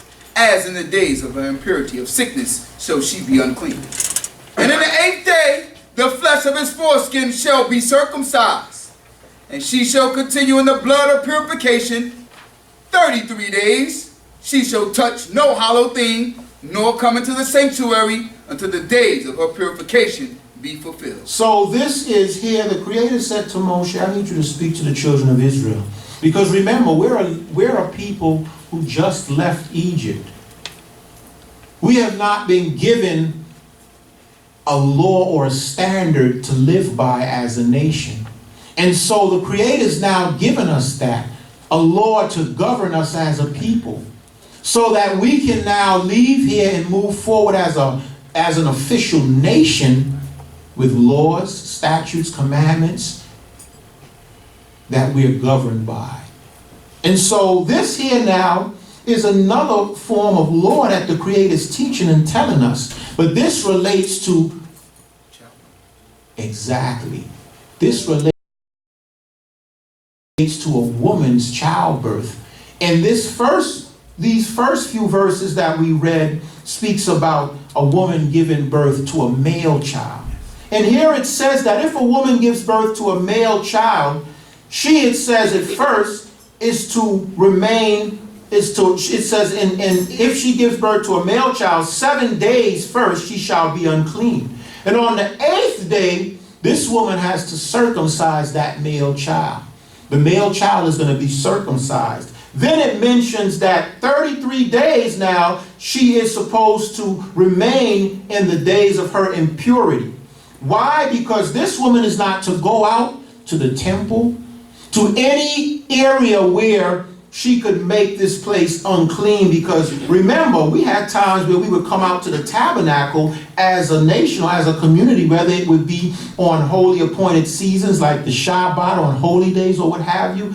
This woman being in this state could not come out. She had to remain away from the place of worship or any place that would require her to be clean for a total of 40 days. And it says, and she shall remain in the blood of her purification for a total of 40 days. It uses the term blood of her purification because she's spending that time for her body to recuperate, basically.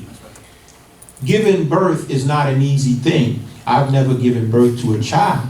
But I can say one thing, I've heard the tales, and our sisters can testify to it. It's not easy. The woman needs time for her body to redevelop, recuperate from that. It's a strenuous task. And so the Creator, understanding a woman's body, knew this, and he knows this. And so he said, listen, you need 40 days after giving birth to a male child to recover from this entire ordeal. And take this time to allow your body, to allow yourself to recover thoroughly before you come back out. And there's a process of returning as well. We're going to find that out as we continue. But if she bear a male child, then she shall be unclean 2 weeks, as in her impurity. And she shall continue in the blood of her purification 66 days. And when the days of her purification are fulfilled for a son or for a daughter, she shall bring a lamb of the first year for a burnt offering, and a young pigeon or a turtle dove for a sin offering unto the door of the tent of the meeting, unto the Cohane. And so it mentions here that for a female, for a woman, for a girl child, she has to remain in the blood of her impurity for how many days? 80 days. Because for a male it's 40 and for a female it's 80 days. Double the time for a woman. It never says here why.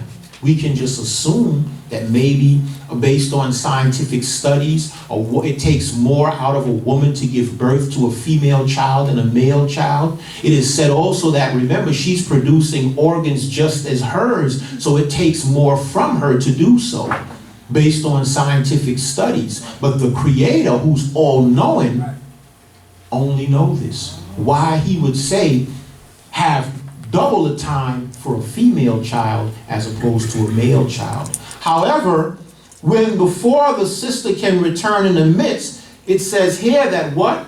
She has to go through a form of purification. It says she has to first of all bring up 2 turtle doves, 2 young pigeons, bring up a lamb for a burnt offering. She's coming before the Creator also to make atonement, because giving birth, this was a sin. Giving birth, only the Creator could see and know how this could be a sin and a blessing at the same time. Wow. There are some things we can't comprehend. We would say, well, wow, that's a blessing. But remember, the entire act and how this came about in the book of Genesis, it was a sin. And this is why when we read here, it's mentioned that she has to bring up a sin offering. 2 turtle doves, a young pigeon. She has to bring up a lamb of the first year for a burnt offering as well. But she has to bring these things to the priest. And when she brings this to the priest is now going to come before the Creator, say a prayer for her, Amen. Say a prayer for her family. She's thankful that she was able to bring another life into this world, which is the blessing of it all. She's thankful that she was able to bring this life in the world and this child is healthy. She's healthy. How many times do we hear of childbirth where the mother doesn't make it or the child doesn't make it? And in ancient days, they didn't have all the technology that they have today, where they could put her on all of these machines or what have you to make sure everything works out. The child is a premature child today. They can bring back little children at about that big, put them on these machines and help them breathe or what have you. In ancient days, you know how many children could have lost their lives? This was all a hand of the Creator back then. You had to have a relationship with the Creator, a closeness with the Creator, trusting in Him. It was all about how we lived and how we carried ourselves. We completely relied on the Creator for everything. And this technology today that we easily, well, let me just run into the hospital, the doctor can give me this, that, and the third, and everything's going to be all right.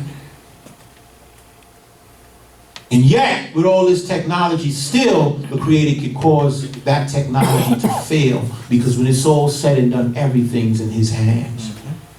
But here, the thought is coming before the Creator and giving thanks to Yah. And this woman understanding and knowing that Yah was in this matter. And the priest, being that individual who represented the Creator, she came to him, and the priest said these prayers and did the actual offering. Tom shoot. And the Cohane shall offer it before the Most High, make atonement for her, and she shall be cleansed from the fountain of her blood. This is the law for her that beareth, whether a male or a female. And if her means suffice not for a lamb, then she shall take 2 turtle doves or 2 young pigeons, the one for a burnt offering and the other for a sin offering. And the Cohane shall make atonement for her, and she shall be the clean. Creator even considering those or anyone who may have been less fortunate. Because let's say she couldn't afford to bring the lamb, which was much more expensive. It said then she would bring 2 turtle doves, or if she couldn't afford 2 turtle doves, she would bring 2 young pigeons, because a pigeon or 2 turtle doves are smaller than the pigeons. Whatever she couldn't afford, the Creator catered for that. The Most High said, listen, I'm not looking at her, and I'm not going to judge this person because she was less fortunate. Right. I'll put her in a position of where if you can't afford one thing, you could bring the next. But the thought is understanding that you're coming before the Creator and acknowledging Him and giving thanks for Him for taking you safely through the 9 months of pregnancy and allowing you to bear or to give birth to a healthy child and also have your life as well. Amen. Thomas. Chapter 13. And the Most High spoke unto Moshe and to Aaron, saying, when a man shall have in the skin of his flesh a rising or a scab or a bright spot, and it become in the skin of his flesh the plague of leprosy, then he shall be brought unto Aaron the Cohane, or unto one of his sons, the Cohane. We have to realize that the priests in ancient days in our nation played a very important role. Amen. And we have to also know that our culture is different from the cultures of today.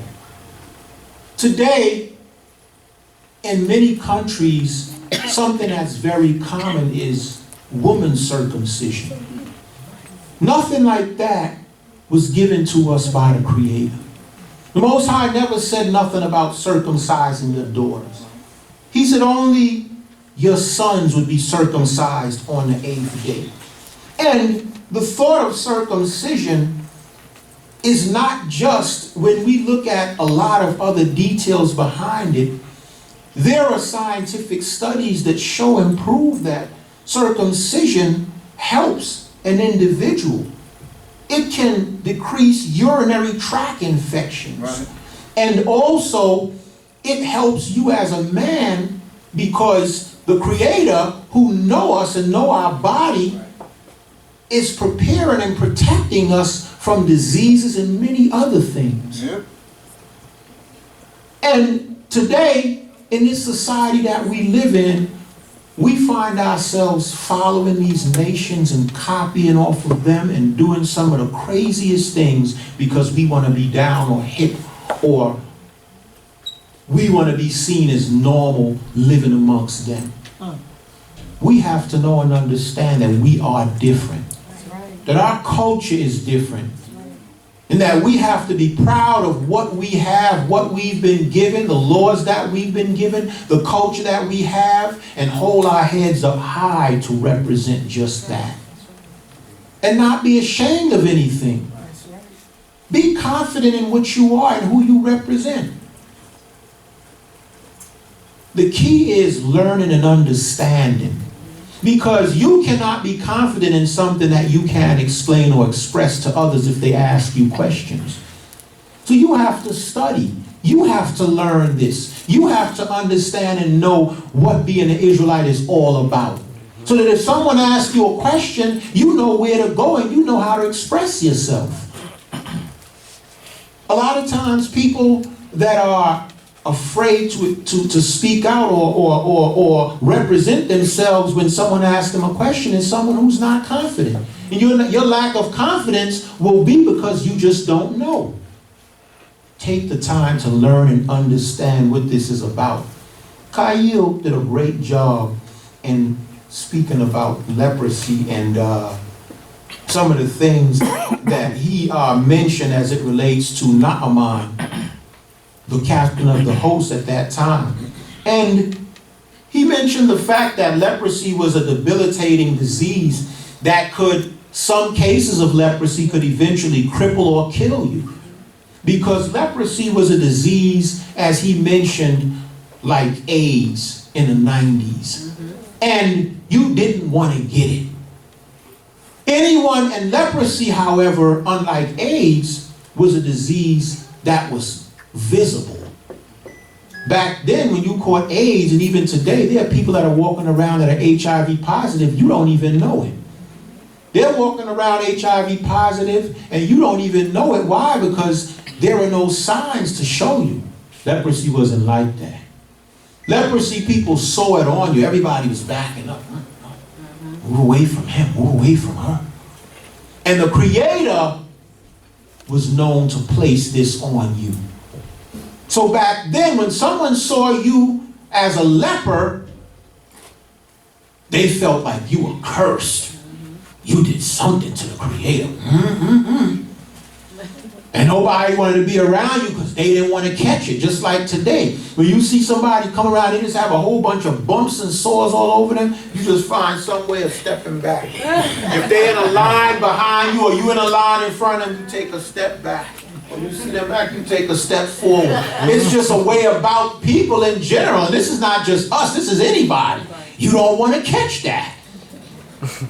And so this had to be understood not only because of the fact that you didn't want to catch it, but leprosy, different forms of leprosy were contagious. And we're going to find out. And the priest had to be someone that really trusted in the Creator.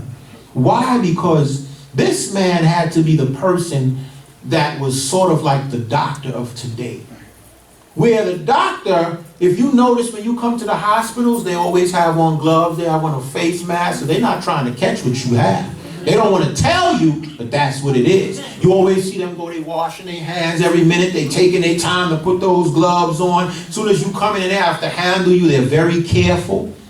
Because they know that they're around sick people all the time. And if they don't be careful, they could easily catch it. The priest now, he didn't have all this fancy stuff like today. His trust was in the Creator, knowing that how he carries himself and how he lived before Yah was going to determine whether or not he was protected and shielded from whatever it is he came into contact with. Because he had people coming in there with all kinds of issues, and he had to pray for them. Someone may have come in there with some major sickness that could have easily been transmitted to him. And he had to be over there, lay hands on him and pray, knowing that the Creator was going to protect him from this. And so here now, it mentions that if there's a man that has a rising in the skin, or the flesh, or a scab, he has to be brought unto Aharon the priest, or unto his sons the priest. So this was an easy case, because anyone who had some kind of scab or what have you, people noticed it. Somebody noticed it and said it. What's that? What's that, sister? So even if you were trying to hide it for whatever reason, somebody's going to notice it. See that? So-and-so. Then somebody come over to the Cohane and say, Cohane, I think you need to call brother such and such. He hasn't come to you yet, but he looked like he had something. And so before you know it, if you didn't go in, you were sent in. And the Cohane had to do an inspection and check you out. And you see, okay, all right, well, I'm going to put you in isolation for such and such time, and we're going to monitor you.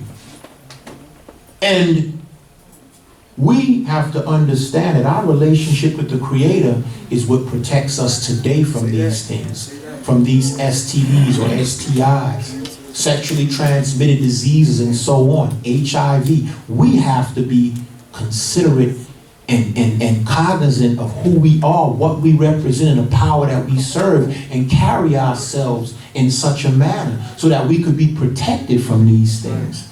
Only how we live and carry ourselves is what's going to protect us from these things.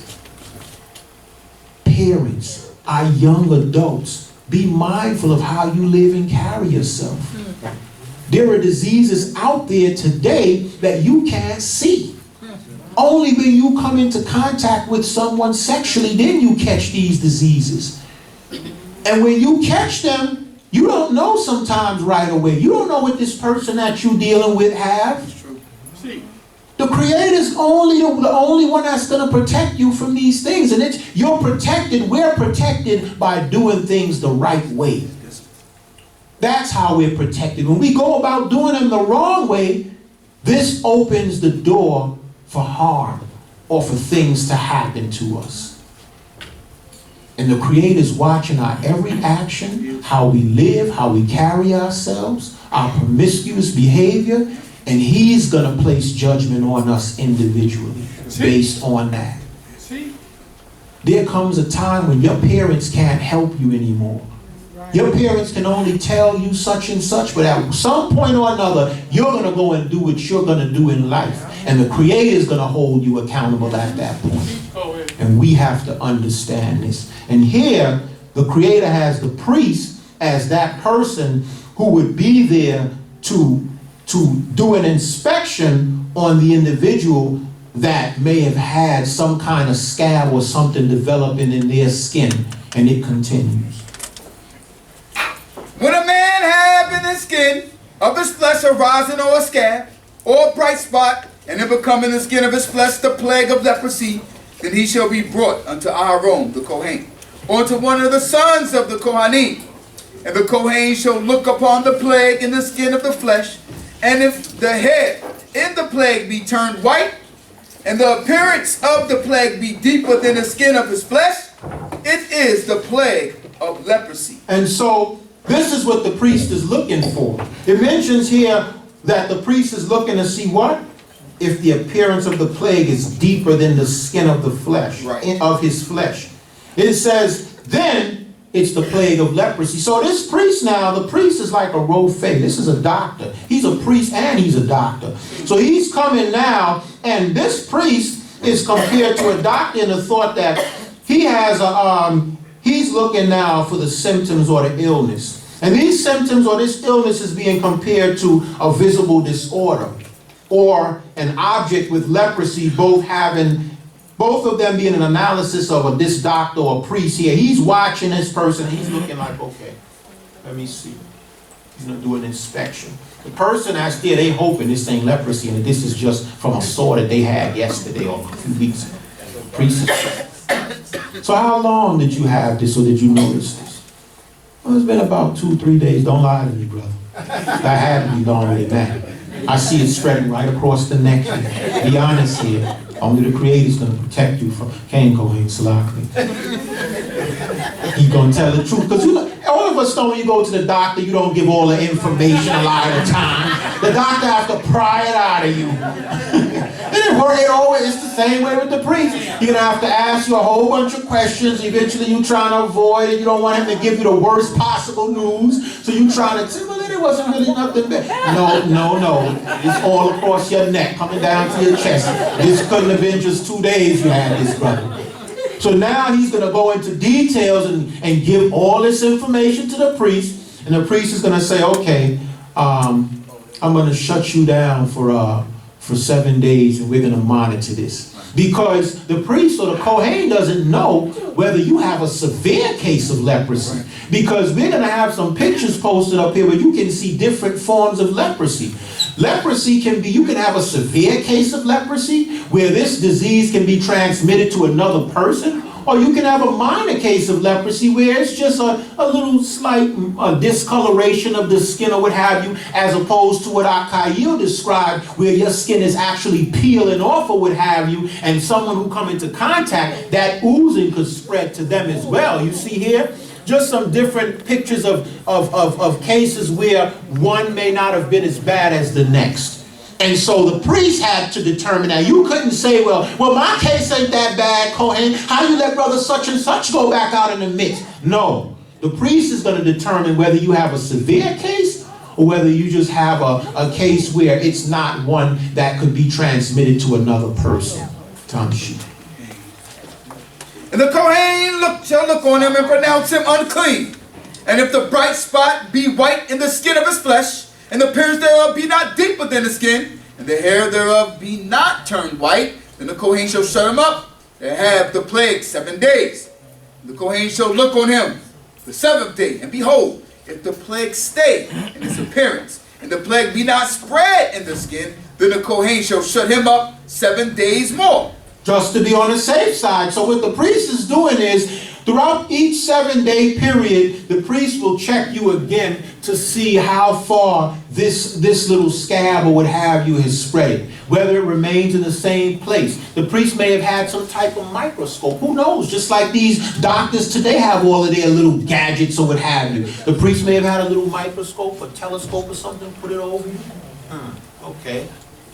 Okay, it's not as deep as I thought it was.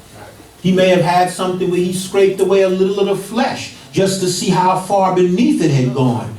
And this priest now, based on this information that it said he would need to look for, determined whether or not he would shut you up another 7 days just to monitor further or let you out amongst the people, because this priest had to be cautious here. He couldn't just assume after the first 7 days, I'll let you out there. Now you get amongst the people and someone else catch this, and we have a case where now leprosy is spreading in the camp. So he's being cautious by having you shut up for another 7 days. So here now this person is actually put away for a total of 14 days, and the priest is going to check you again after that. And the Kohen shall look upon him on the 7th day, and behold, if the plague stay in its appearance, and the plague be not spread in the skin, then the Kohen shall shut him up 7 days more. And the Kohen shall look on him again the 7th day, and behold, if the plague be dim, and the plague be not spread in the skin, then the Kohen shall pronounce him clean. Cohen is going to pronounce him clean because the priest realizes that, okay. It's a scab. Exactly, it's just a scab. Maybe he had a sore there and it was healing, but it took a little time, and so it spread a little further down, but it didn't go any further than that. Then the priest is going to pronounce him clean, let him out, because the people will be looking. Hey, brother, how did everything go with the Cohane in your visit? We know why you went over there. The word got around real quick. Somebody always see and know something. Even if you try to sneak on in there without anyone knowing. You notice the little thing? Let me go to the Cohane real quick before somebody knows. Before you know it, your brother such and such. You've been gone for 7 days. According to my calculations, that's the time that they supposed to put them away for leprosy inspection. You know, people going another 7. Well, we'll see when he come out after these first 7 days. Another 7 days? He must have it. You in there for back-to-back 7-day periods? You have something. That's how we're thinking. That's how we thinking. You have something. So when you come out, people might still be stepping away from you just to be on the safe side, even though the Cohane just cleared you. People still stepping away and being cautious because they want to make sure they don't catch it. And so this is why the priest is being extra cautious, because he doesn't want to have a situation where you're isolated now. The people done put you all the way across there living in your own tent. And here it is, everyone else is over here, and people are walking around spreading rumors saying that you have leprosy. Because that could be another thing. Rumors start spreading, and before you know it, your reputation is damaged. And he shall wash his clothes and be clean. But if the scab spread abroad in the skin, after that he have shown himself to the Cohane for his cleansing, he shall show himself to the Cohane again. And the Cohane shall look, and behold, if the scab be spread in the skin, then the Cohane shall pronounce him unclean. It is leprosy. Sidrah. Because there are cases where the leprosy could have taken a longer time before it started spreading. So even though you were shut up for a total of 14 days, the Cohane didn't notice anything. But as soon as he let you out, some other nosy person who's been watching you see it. Hey, wasn't that up to the back of your neck now, so the way by your ear? You need to go back into the priest, because people are going to be watching you. Just checking. No, let me just stay aside just in case. And every minute they peek and you stand up in front and they behind you. Inspecting you, and next thing you know, they notice it move a little further, and you don't even be the one who go into the Cohane. Word get out. Cohane such and such want to see you. You want to see me? I thought everything was good. I was clear. You go back in, the priest say, well, somebody told me. You know, the priest, he can't give out the name. You ask him, who said that? I can't say, brother or sister. Somebody just told me. Just let me check you out. Well, yeah, they were right. So I need to shut you up another 7 days because I noticed there's some spreading taking place. Even though I inspected you previously, I notice now this here is taking a little longer to spread it, but it is spreading. So he's going to shut you up, and he's going to pronounce you as being unclean. This is leprosy. And when the plague of leprosy is in a man, then he shall be brought unto the Cohane. And the Cohane shall look, and behold, if there be white rising in the skin, and it have turned the hair white, and there be a quick raw flesh in the rising, it is an old leprosy in the skin of his flesh, and the Cohane shall pronounce him unclean. So leprosy could develop from a sore. It could develop from different things, but the priest has to be aware of all of these. He has to be knowledgeable as well, because he has to know of every case of leprosy and what it could come from. And we're going to find out later that leprosy not only can develop on you as a person, but it can develop in clothing and other things as well. But this priest has to be one who's highly knowledgeable in every area. And so he would have to know whether this leprosy is an old leprosy coming from something else, whether it's coming from a sore, a scab, a discoloration of a piece of hair. Right. All of these things the priest had to know, and this is what he would look for. And he shall not shut him up, for he is unclean. This understood. We don't have to put you, we know what's going on here. You have leprosy. And if the leprosy break out abroad in the skin, and the leprosy cover all the skin of him that hath the plague from the head even unto his feet, as far as appeareth to the Cohane, then the Cohane shall look, and behold, if the leprosy have covered all his flesh, he shall pronounce him clean that hath the plague. It is all turned white. He is clean. Meaning this has covered your entire body. It's no longer spreading. It's no longer contagious. We can let you out. So now, whereas you may have been a darker colored person, now you probably light skinned now. Because it done covered your whole body and moved right through you. And so the priest is like, okay, at this point it's no longer contagious. It's covered your entire body. You've been pronounced clean. You're now a light skinned brother.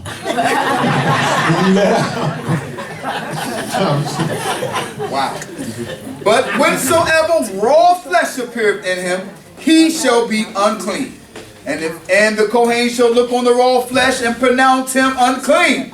The raw flesh is unclean. That's unclean because the raw flesh, that can be transmitted to another person if they make contact with you. And so the position here of the priest is that of caution. He has to protect the masses, the entire community, by keeping you away. But if the raw flesh again be turned into white, then he shall come unto the Cohane, and the Cohane shall look on him. And behold, if the plague be turned into white, then the Cohane shall pronounce him clean. Why? Because it's not raw flesh, something that could spread. It's healed and it's clear. This is what the priest is looking for. Same thing as a doctor. He or she would inspect you. They would do a thorough checkup. They would do all kind of treatment to make sure that you were okay before releasing you to your home or sending you to your home, to your family. Then the Cohane shall pronounce him clean and have the plague. He is clean. Hallelujah. And when the flesh hath in the skin thereof a boil, or Sidrah, and it is healed, and in the place of the boil there is a white rising, or a bright spot, reddish white, then it shall be shown to the Cohane. And the Cohane shall look, and behold, if the appearance thereof be lower than the skin, and the hair thereof be turned white, then the Cohane shall pronounce him unclean. It is the plague of leprosy. It hath broken out in the boil. But if the Cohane look on it, and behold, there be no white hairs therein, and it be not lower than the skin, but be dim, then the Cohane shall shut him up 7 days. And if it spread abroad in the skin, then the Kohen shall pronounce him unclean. It is a plague. But if the bright spot stay in its place and be not spread, it is a scar of the boil, and the Kohen shall pronounce him clean. So what we're reading here is many different cases how leprosy could actually break out on someone's skin. First it mentions it coming from a scab or a scurvy. Then it mentions here it coming from a boil. Then it's going to mention it coming from a burning. So it could appear on your skin from anything that was there previously. And so this person can't come to the priest and say, well, this is just a boil. I got this when I was wrestling with such and such, and some of that razor grass cut me, this boil developed. I know this ain't leprosy, Cohane. Priest, sleep out, brother. Hold on. You don't know nothing about leprosy. Leprosy can develop from many different ways. Let me check you out. And this is what has to happen. So you can't come to the priest telling the priest, well, this isn't. The priest has to check you out, and then he'll determine whether or not this is actual leprosy. Or when the flesh have in the skin thereof a burning. So this is a case fire. where you were burnt. You were burnt maybe by a fire, scorched somehow or whatever, and you know from a burning, it causes your skin to raise, and when it finally peel off, there's a discoloration of the skin, and at some point it heals. But the priest now, somebody else may have just noticed you like we said before, and they ask the priest, well listen, Cohen, could you check such and such out? The brother go in and you say to the priest, well, this is just, I got burned when I was, making this food or whatever. Some of the water came up and burned me. The priest gonna say, no problem, all right. Well, just come back the next 2 days and I'm gonna look at you again. Or he may shut you up and to determine whether or not this is actually from the burning or this is actually the plague of leprosy. Or when the flesh have in the skin thereof a burning by fire, and the quick flesh of the burning become a bright spot, reddish white or white. Then the Kohen shall look upon it, and behold, if the hair in the bright spot be turned white, and the appearance thereof be deeper than the skin, it is leprosy. It hath broken out in the burning, and the Kohen shall pronounce him unclean. It is a plague of leprosy.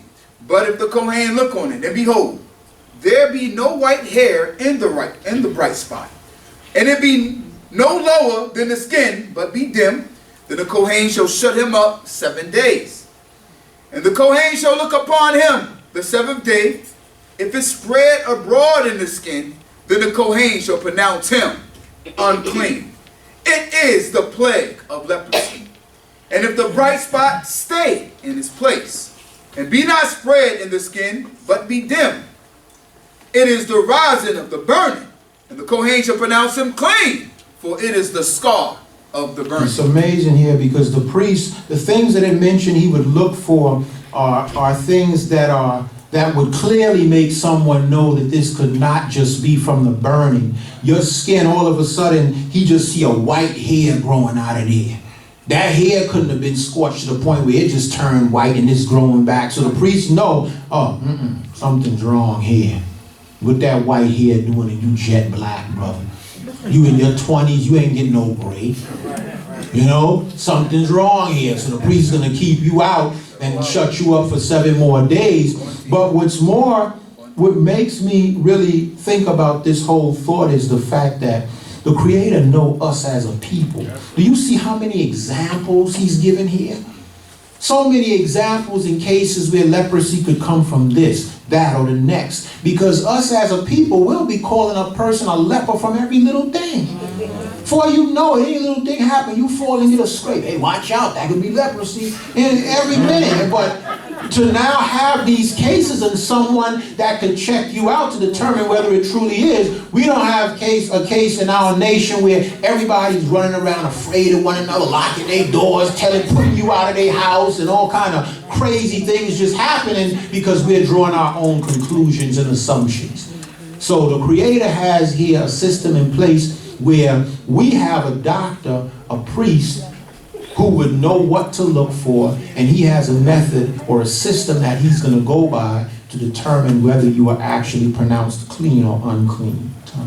And when a man or a woman have a plague upon the head or upon the beard, Then the Cohane shall look on the plague, and behold, if the appearance thereof be deeper than the skin, and there be in it yellow thin hair, then the Cohane shall pronounce him unclean. It is a scald. It is the leprosy of the head or of the beard. The Cohane shall look on the plague of the skull, and behold, the appearance thereof be not deeper than the skin, and there be no black hair in it, then the Cohane shall shut him up that hath the plague of the skull 7 days. And in the 7th day the Cohane shall look on the plague, and behold, if the skull be not spread, and there be in it no yellow hair, and the appearance of the skull be not deeper than the skin, then he shall be shaven. But the skull shall he not shave. And the Cohane shall shut him up that have the skull 7 days. And in the 7th day the Cohane shall look on the skull, and behold, if the skull be not spread in the skin, and the appearance thereof be not deeper than the skin, then the Cohane shall pronounce him clean. And he shall wash his clothes and be clean. But if the skull spread abroad in the skin after his cleansing, then the Cohane shall look on him, and behold, if the skull be spread in the skin, the Cohane shall not seek for the yellow hair. He is unclean. But the skull shall stay in his appearance, and the black hair be grown up therein. The skull is healed. He is clean. The priest or the Cohane shall pronounce him clean. So this skull is a scurf or scabby disorder in your scalp, which somebody may look at it and say, well, see, you have dandruff, and just a severe case of dandruff, and think you have leprosy. And this could develop even in the scalp. So this is why the priest now, if you had a situation such as this, the priest would have to take a look at you. And it mentions him shaving around that area and just leaving that one little patch.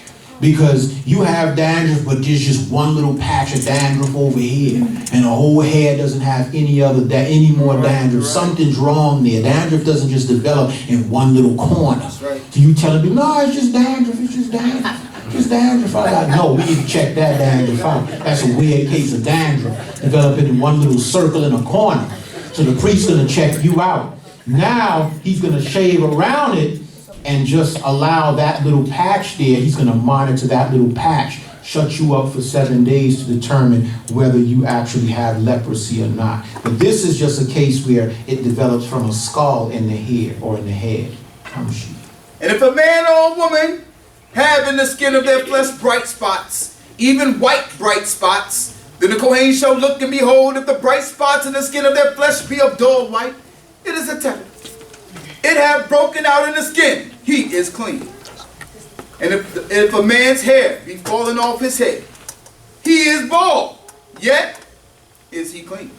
And if a man's hair be fallen off from the front part of his head, he is forehead bald, yet is he clean. So they're giving us other examples here. And it mentions the case of a tetter. This is something similar to ringworm or enzymes or herpes. These are cases where it could develop in a form of a tetter or look somewhat of something like a tetter, because there are cases where you may have a severe case of ringworm before we get to that.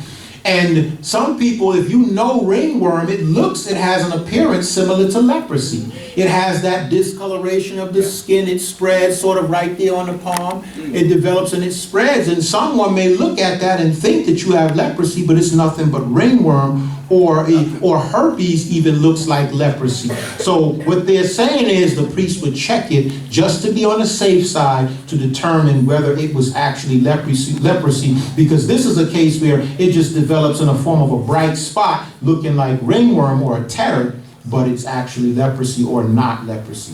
Then it mentions in a case where someone's hair fall off, because, there are people who go bald, some earlier, some at a younger age. Nothing's wrong, that's just normal. He mentions LeBron. But there are people that's like that, and so the Creator saying, listen, don't become alarmed, people. Any little thing you see that looks different or weird, what's that? We ready to jump and admit him in a hospital or send him to the doctor? No.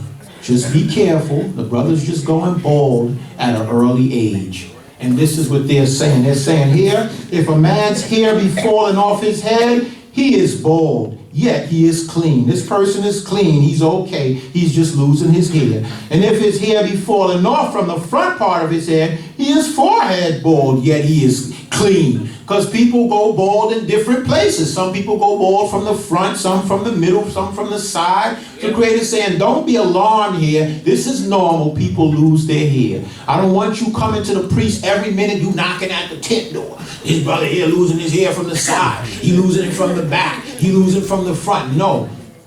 Calm yourselves, Israel. This is normal. But if there be in the bald head or in the bald forehead a reddish white plague, it is leprosy breaking out in the bald head or his bald forehead. Then the Kohen shall look upon him, and behold, if the rising of the plague be reddish white in his bald head or on his bald forehead, as the appearance of leprosy in the skin of the flesh, he is a leprous man. He is unclean. And the Kohen shall surely pronounce him unclean. His plague is in his head. So this is a case where the leprosy is developing in his head, in his bald head, whether he's forehead bald or middle head bald, if you want to put it that way, or side head bald, or however bald, the leprosy is developing in that bald spot. And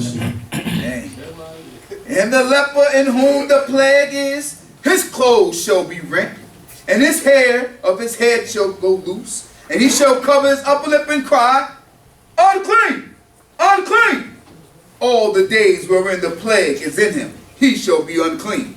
He is unclean. He shall dwell alone. Without the camp shall his dwelling be. So he's going to be, once he's pronounced unclean, there's no longer any need for the priest to keep him shut up in these quarters. Now he can be let out, but we have special quarters that are isolated for lepers. He's going to stay in that area, and he has to have something over his mouth and make himself know, unclean, unclean. Why? Because you don't want anyone else to catch it.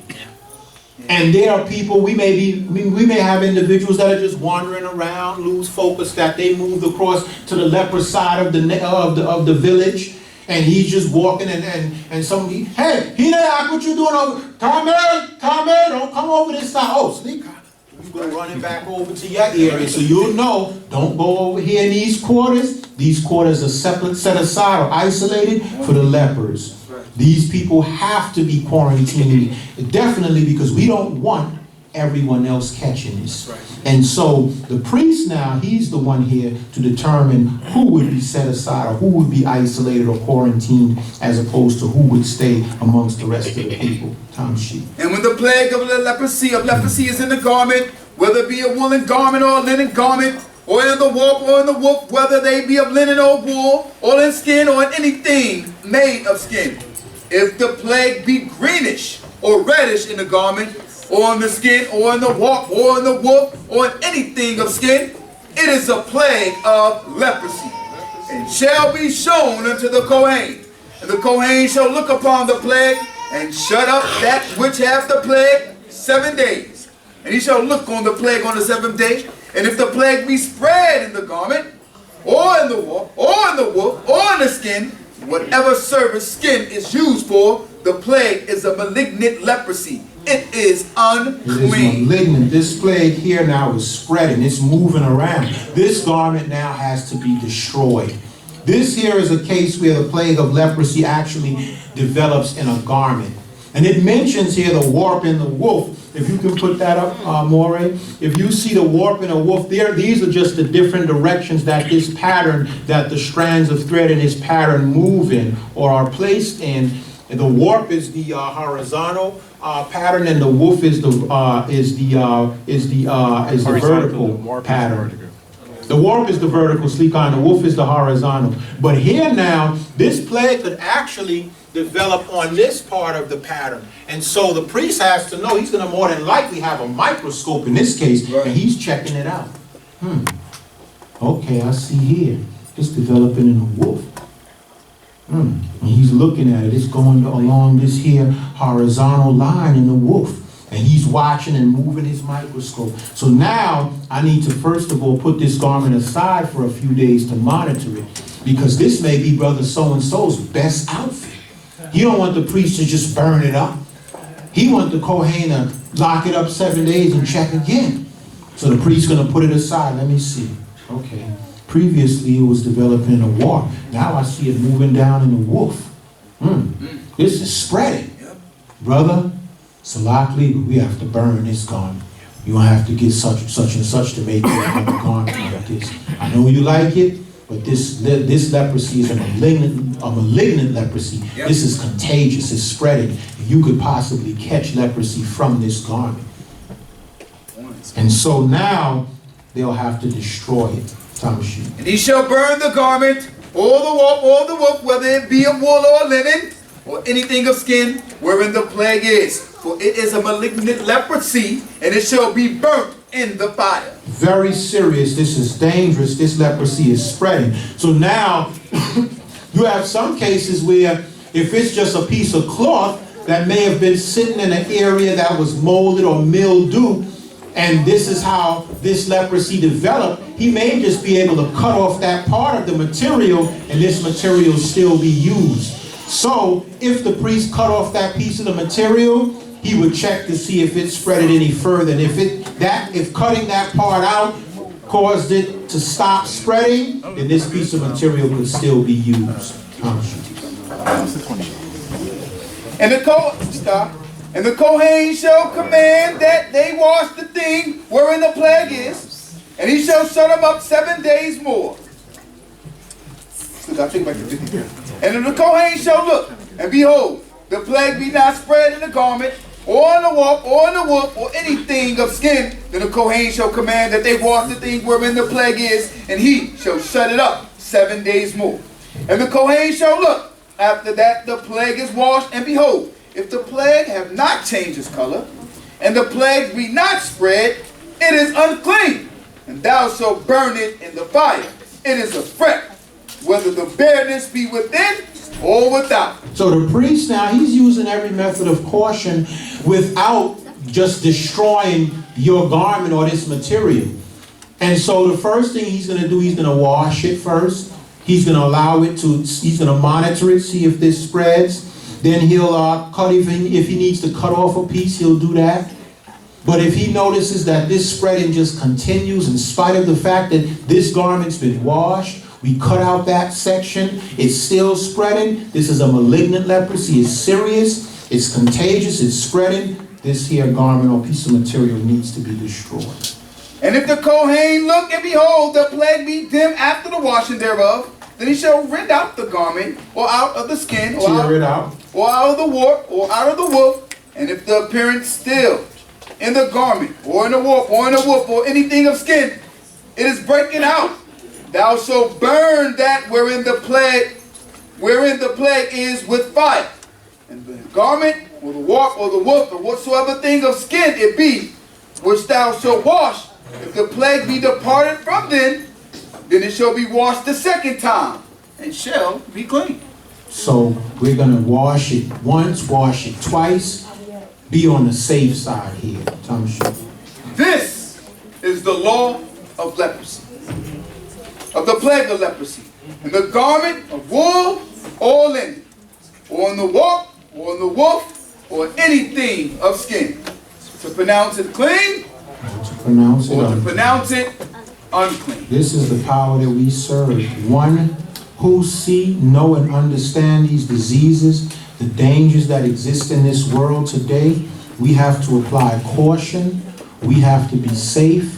We have to live right. We have to carry ourselves in the right manner, because today it's not the leprosy of ancient days, but it's all these other diseases that exist today that we are easily susceptible to, and that the Creator only could protect us from.